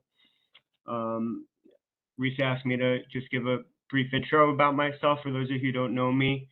I've been involved in animal advocacy and protection issues in New York City for more than 10 years now. Most recently, I've been a volunteer and advisor for Voters for Animal Rights, VFAR, but I've worked with many different organizations over the past few years, particularly around urban wildlife protection issues. I'm a licensed wildlife rehabber. I ran a group called Goose Watch NYC for many years, and I went to law school after that. Professionally, I've held positions in the New York City Council, New York State Assembly. I clerked in the New York Supreme Court for a few years, and during COVID, I managed my own law practice. And I'm very excited to be here now. And I'll be just talking about some of the legislative work that ACC will be doing and has been doing. Small but important part of our work is going to be promoting a legislative agenda. I'm going to have my eye on bills that impact ACC and our operations and animals in New York City in general. And I'm going to talk briefly about 3 of the bills that we've done a little bit of work on this year. And I'm very happy to report I'll get into these bills, but we've seen some really impressive movement this year, and hopefully we'll have the support for all of these bills to pass into law this year. So with that, I'll just spend a minute talking about each of these bills. We need the next slide, please. Yeah. Great. So first we have the Companion Animal Care Standards Act for shelters and rescues. We haven't done much on this. ACC is a member organization of the New York State Animal Protection Federation, who's leading efforts on this bill. This is a really great legislation that sets animal care standards for shelter management across the state. It addresses all aspects of shelter and rescue operations, such as training requirements, record keeping, facility standards, housing, sanitation, management protocols, veterinary care, behavior, transportation. A lot of really comprehensive issues that will affect shelters across the state, including ours. This is a bill, as you can see, that was passed by the legislature unanimously. And so we're hoping that the governor will sign it. Next, if you want to go to the next slide, Katie, we've got the Puppy Mill Pipeline Bill. This is state legislation that would prohibit the retail sale of dogs, cats, and rabbits in pet stores across New York State. We know about investigations that have shown that animals that come from puppy mills, which are inhumane commercial breeding operations, are being sold, and this bill would allow pet stores to collaborate with animal shelters like ours, like ACC, to set space to showcase animals for adoption. It was just passed with strong majorities in the Assembly and the Senate, and similarly hope that the governor will sign this bill into law before the end of the year. Another bill will be very helpful for us. And third, if you want to go one more slide, we have New York City Intro 4, which is legislation in the New York City Council that would prohibit the sale of guinea pigs as pets. If you saw earlier, since 2018, the animal intake of guinea pigs at ACC has more than doubled. As you see on this slide, we've taken in more than 1,000 since the start of the pandemic. And as you saw earlier, more than 300 so far this year through owner surrenders and strays. I'm told most of the guinea pigs that are surrendered to ACC are about a year to a year and a half old, which does align with the timeline for guinea pigs that would have been purchased during the pandemic. You might think that these are small animals that are easy to take care of, but actually they need a lot of care, housing, feeding, and medical attention. And so, this is a big issue for ACC. This bill has 28 co-sponsors, which is a majority, and we're hoping that we'll have a hearing on it later this year and that we'll get it passed. So, Thank you, David. Yeah, of course. And if we go to the next slide to wrap up, where we are really full circle. It's a call for the community to help us. The staff have been incredible. I've always said that from the beginning of the pandemic, in particular, to all the challenges they faced, especially now with everything that you just heard, the volunteers who show up and really do the hard work and help us. There's so much more that the community can do. And a lot of it doesn't even need to involve coming to the shelter or handling animals. So there's a whole list here. I really hope that we can get the community to engage with us, share good stories, get people to adopt. Just if you could take everything that we told you and see animal welfare and ACC in a bigger way, and not just what is ACC doing to solve this enormous issue, I think we could make tremendous progress. I want to leave it with a call out to volunteers. We're having 3 volunteer trainings on the next slide.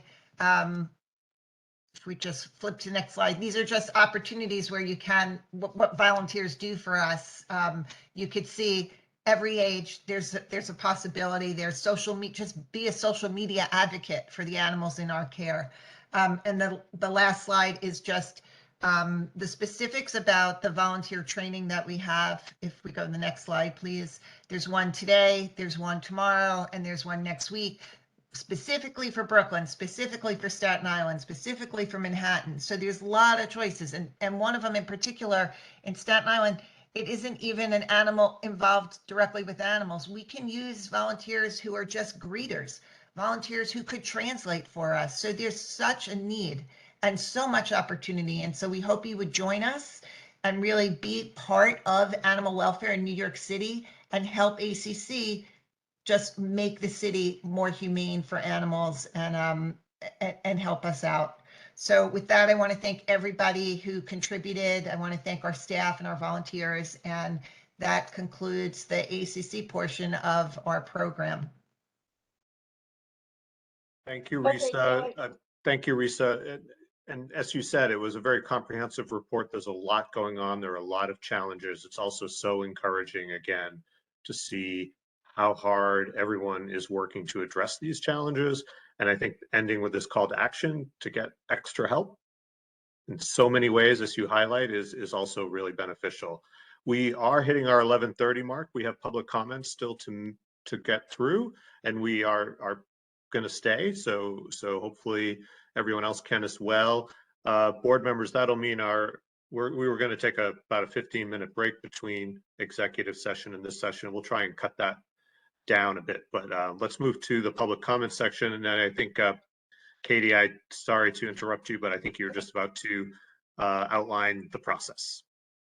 Okay, so if you would like to make a public comment, just a reminder that the comments are limited to 2 minutes. And you can use the raise the hand icon that you'll see at the bottom of your screen. I'm going to start by reading something from Marion Koenig, who sent something in. The state-of-the-art Bronx Animal Shelter on Bartow Avenue. The groundbreaking ceremony has been moved from June 2022 to October 2022 to January 2023. Please explain why it takes 3 years or 2025 to be completed. Thank you. And then another question, and I actually believe that was talked about in the presentation. ACC funds. Have funds been put wisely for animal welfare to allow healthy animals to live longer before euthanasia? That's been answered as well. Hey, it's Mario. Can you hear me? Yep. All construction projects were suspended for roughly 2 years because of the COVID pandemic. So that's roughly explains the delays you just outlined with that particular project. I think so. Okay, thank you. And And then to answer the euthanasia question, if you looked at the slides, the euthanasia number reflects behavior euthanasia, medical euthanasia. It is ACC's commitment not to euthanize healthy animals. thank you.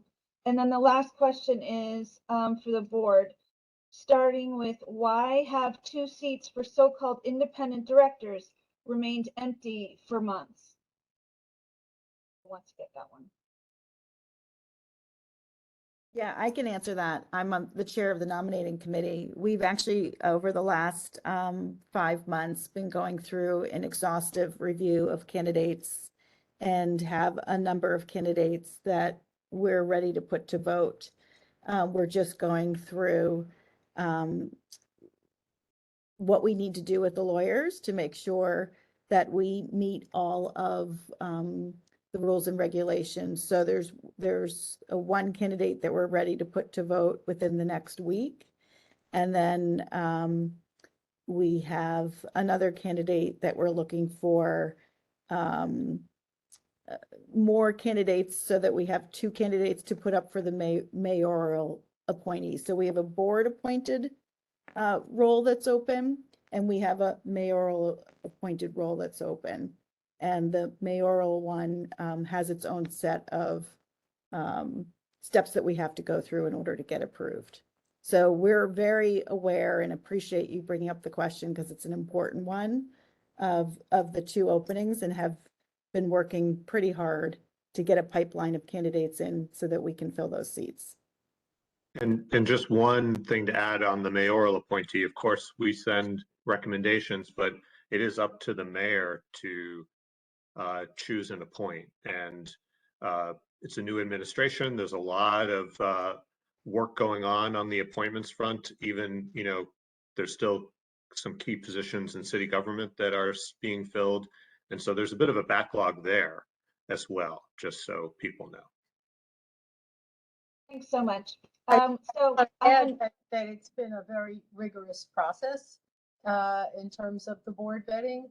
The public should know, and that's part of why it takes time. I mean, there's a whole list of qualifications that have been gone through, and as Denise said, many candidates looked at. So it's really been, as I said, rigorous, because we don't have a lot of seats that come up, and we want to make sure that whoever gets at it is going to add the value that the board needs to move it forward. So it's a good question.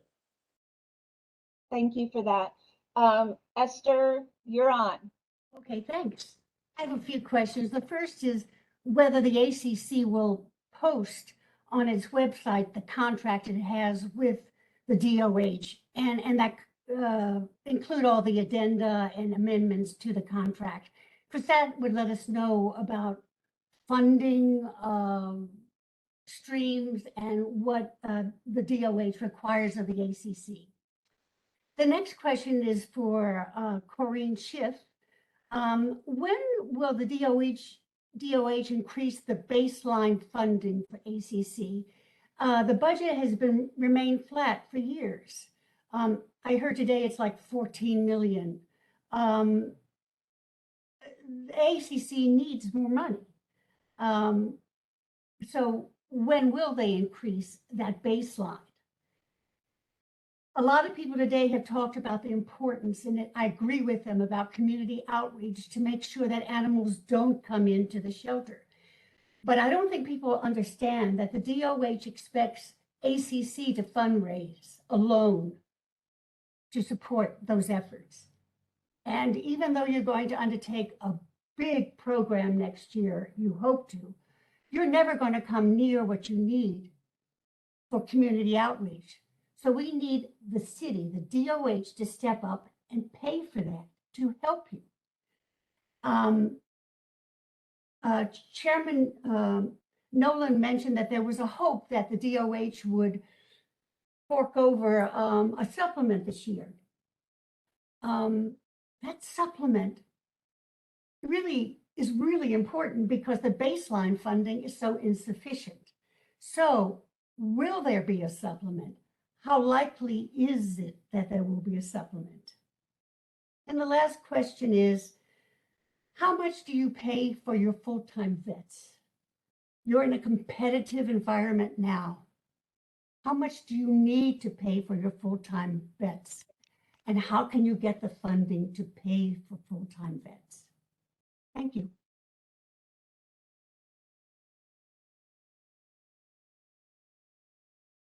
Those are a lot of questions. Who wants to go first? With respect to the first question, Esther, with respect to the contract, that is a public document. Where we could put on our website, I think, I don't want to say anything for IT, it may come crashing down. The document is enormous. As you know, it's a 32-year contract. In terms of, and then I'll defer to Corinne, but in terms of the funding in that contract, the baseline does start to creep up as new shelters are added. And you are correct that it has been flat for the last several years. And there has been the enhancement over the last 2-3 years. But it should, once Queens opens, we should start to see that baseline increase. And I'll work with DOH on where to post the contract. It is a public record. Thanks, Rita. Katie, I can jump in. This is Corinne Schiff from the Health Department. Thanks for your questions, Ms. Kozlow. To add to what Risa's saying, so we work very closely with ACC to review the budget, and as you know, expenses will be increasing as Queens opens, and so as that gets closer and we can really nail down the timing of that, you will see increases in the budget. And then as to the enhancement, which I think you're referencing, the one-time additions that we've been fortunate to get over the last couple of years, mostly. Most years it has been $3 million. We were disappointed that it wasn't in the FY23 adopted budget, but I've been assured that the administration is committed to covering this funding, and so I'm very optimistic that we will continue to see that this year. Thank you so much. Bernadette Ferrara, I have unmuted you, so your turn. Okay, hello, thank you. First of all, I just want to thank everybody at ACC. It is such a huge undertaking and it's just so important. My questions come from the Bronx. I am a lifelong resident of the Bronx, and I have been part of the certified TNR rescue for well, it's going on 20 years now. So I step back and I do a review, excuse me. And while please don't take any of what I'm saying as criticism. It's more of feedback, because as my career is mostly in advertising agency, computer graphic design, so marketing and outreach is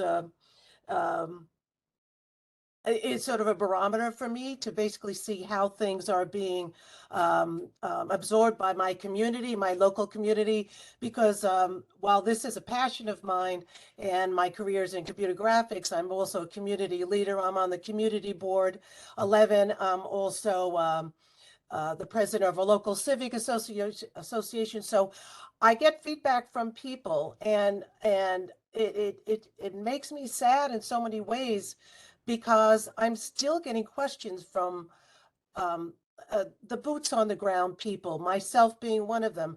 People are not aware of what to do and where to go for questions.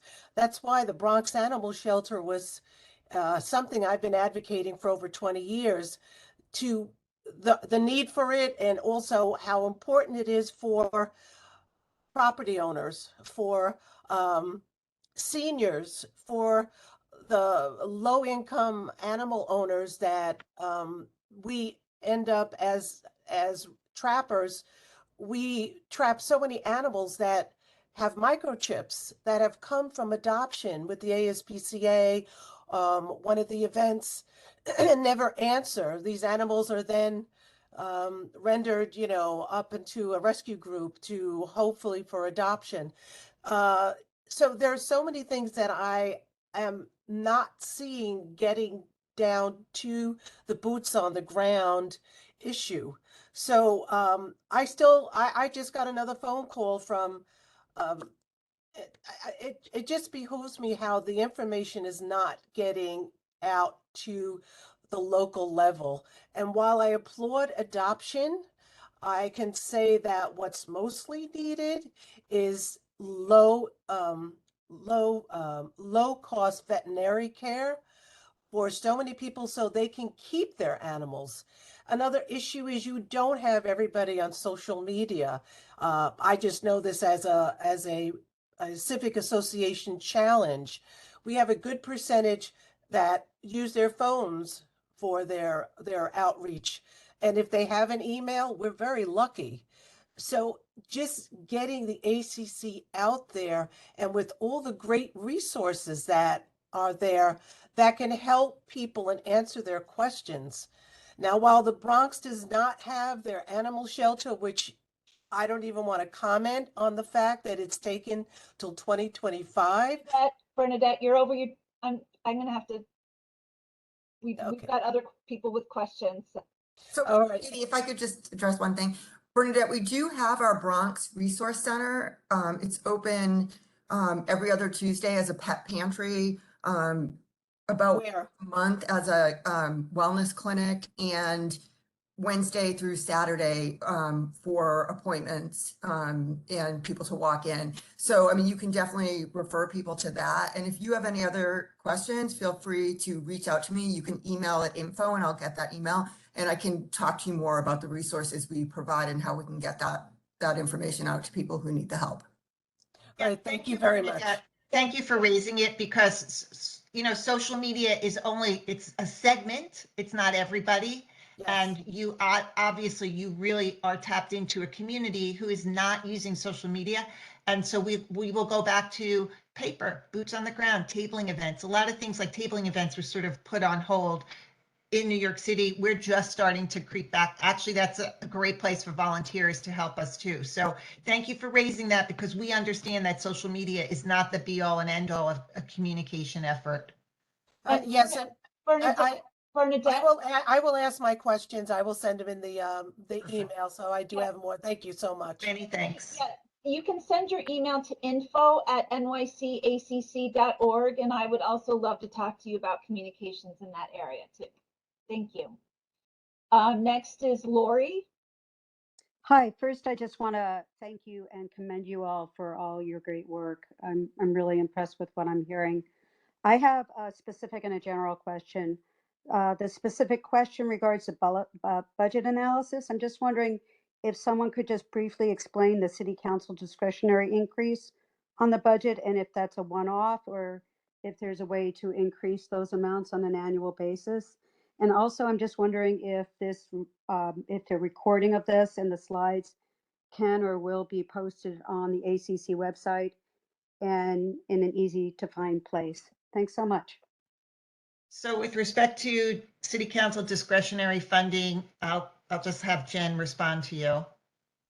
Sure. So this year there was extra funding that was for COVID related help. So that will be a one-off. That was about $92,000. We usually average about 50 to 70,000 from city council members to support community pets, surrender prevention, all of those type of community programs, and that we reapply for each year and try to increase our funding.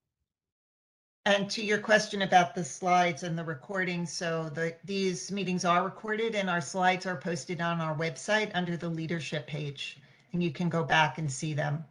And I'll just add, since Risa did end her presentation with a call to volunteer, one way to help us would be to reach out to your city council member and tell them how important the work ACC is doing and to urge them to give us those extra grants that they have, those discretionary funds, because I think we're starting to see more and more support from city council around that funding. It's really fantastic, but we could always get more.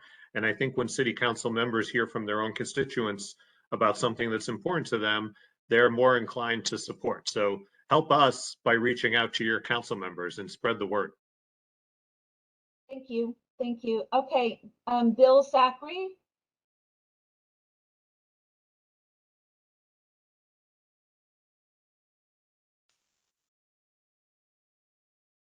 Presentations, and obviously the people at ACC have spent a lot of time and work in putting them together, and it really shows. And I think your theme of collaboration is just absolutely dead on. Nobody, no group, whatever, can do this. As Risa pointed out, I'm involved myself with a lot of other organizations, and everyone is seeing the same situation with as far as money, operations, whatever. It's very, very trying times for everyone.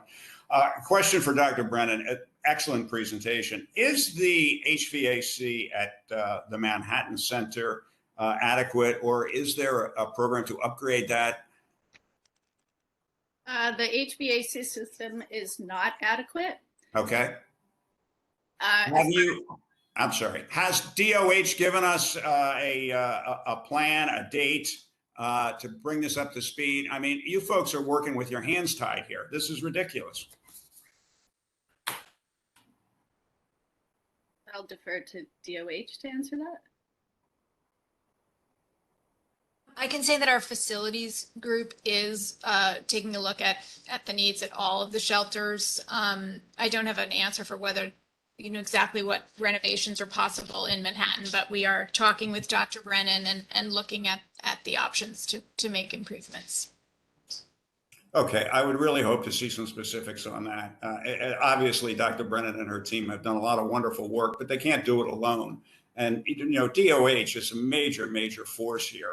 As I pointed out before, think of ACNC as an operator of school buses, old school buses. They can wash the windows. They can change the tires. They can reupholster the seats, but they can only do so much. And DOH has got to be a strong partner and supporter if we're going to make progress for the animals of New York City. Thank you. Okay, thanks, Bill. Next we have Marilyn.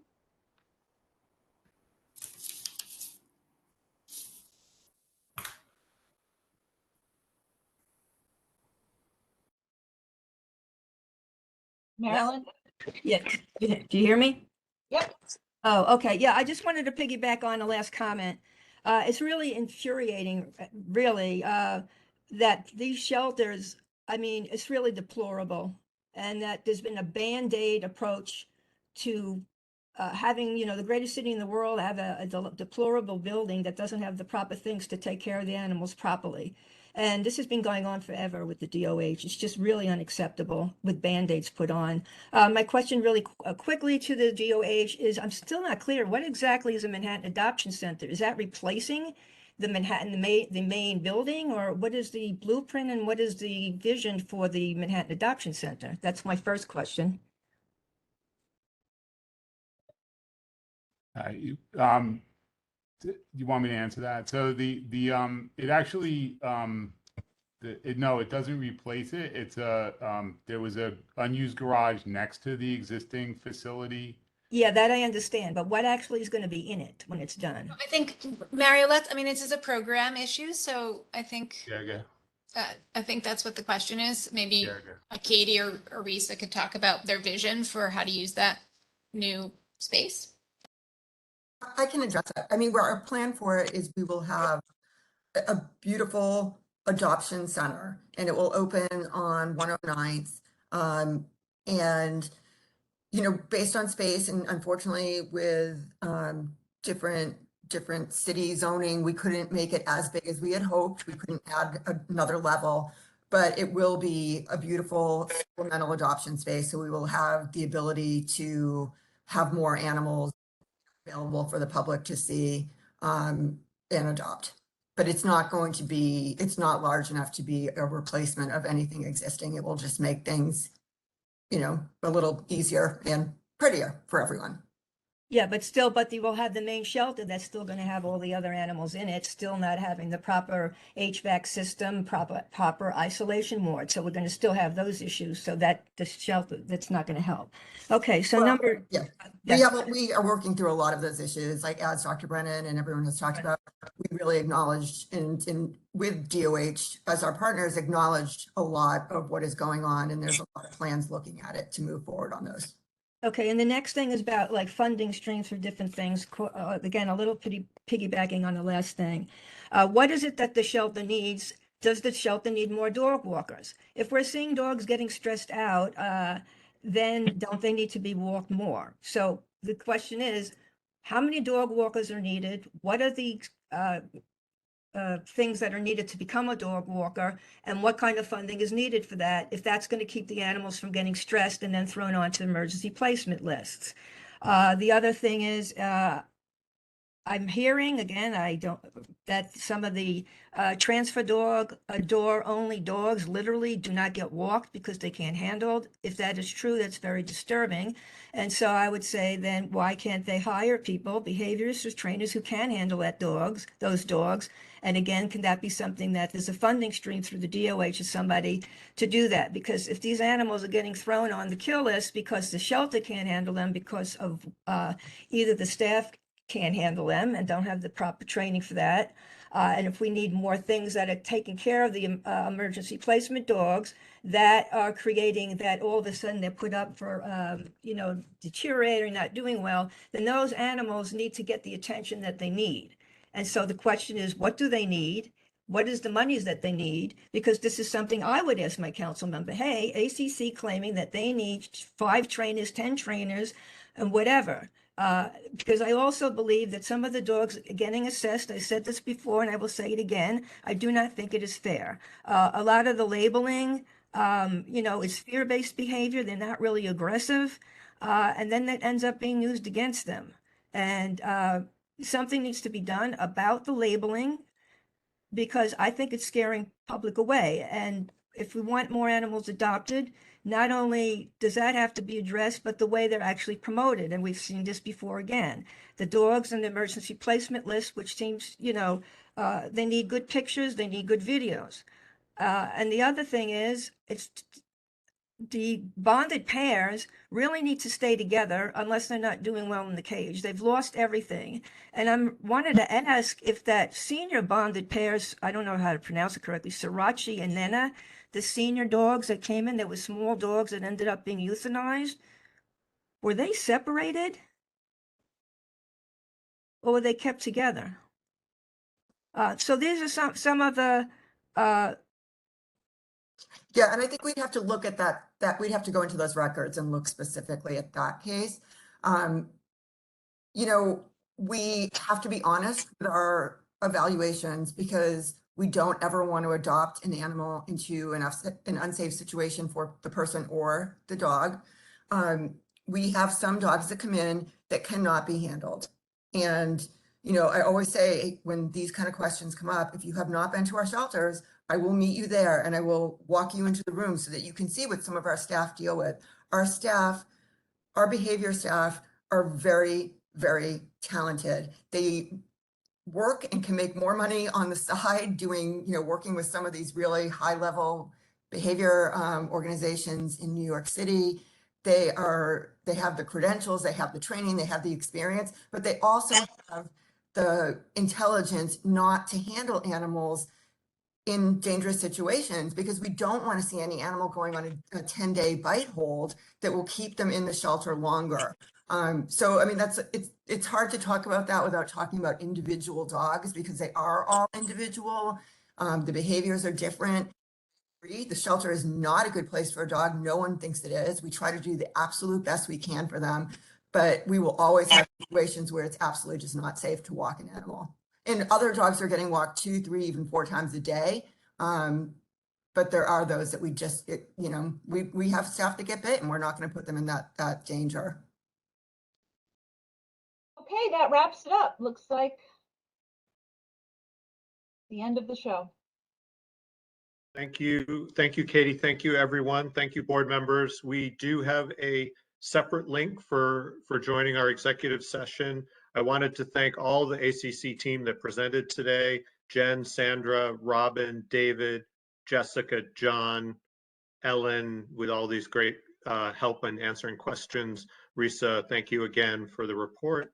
Katie, our MC, thank you so much, and Tech. Again, thank you all. And we need to have a motion to adjourn. Moved. A second. Second. All in favor? All in favor. So we are adjourning to an executive session. And let's set the time. We had planned to join at 11:30, but I think if we could maybe take a short 5-minute break and then join the executive session, that would be ideal. So we'll aim for, let's say, 12:05. Thank you. Thank you. Do we have the link for the executive session? You do have the link for the executive session, board members. Risa sent it. It's a Zoom meeting. Okay. Does anyone need me to resend it? I sent it this morning about, I think around 8 a.m.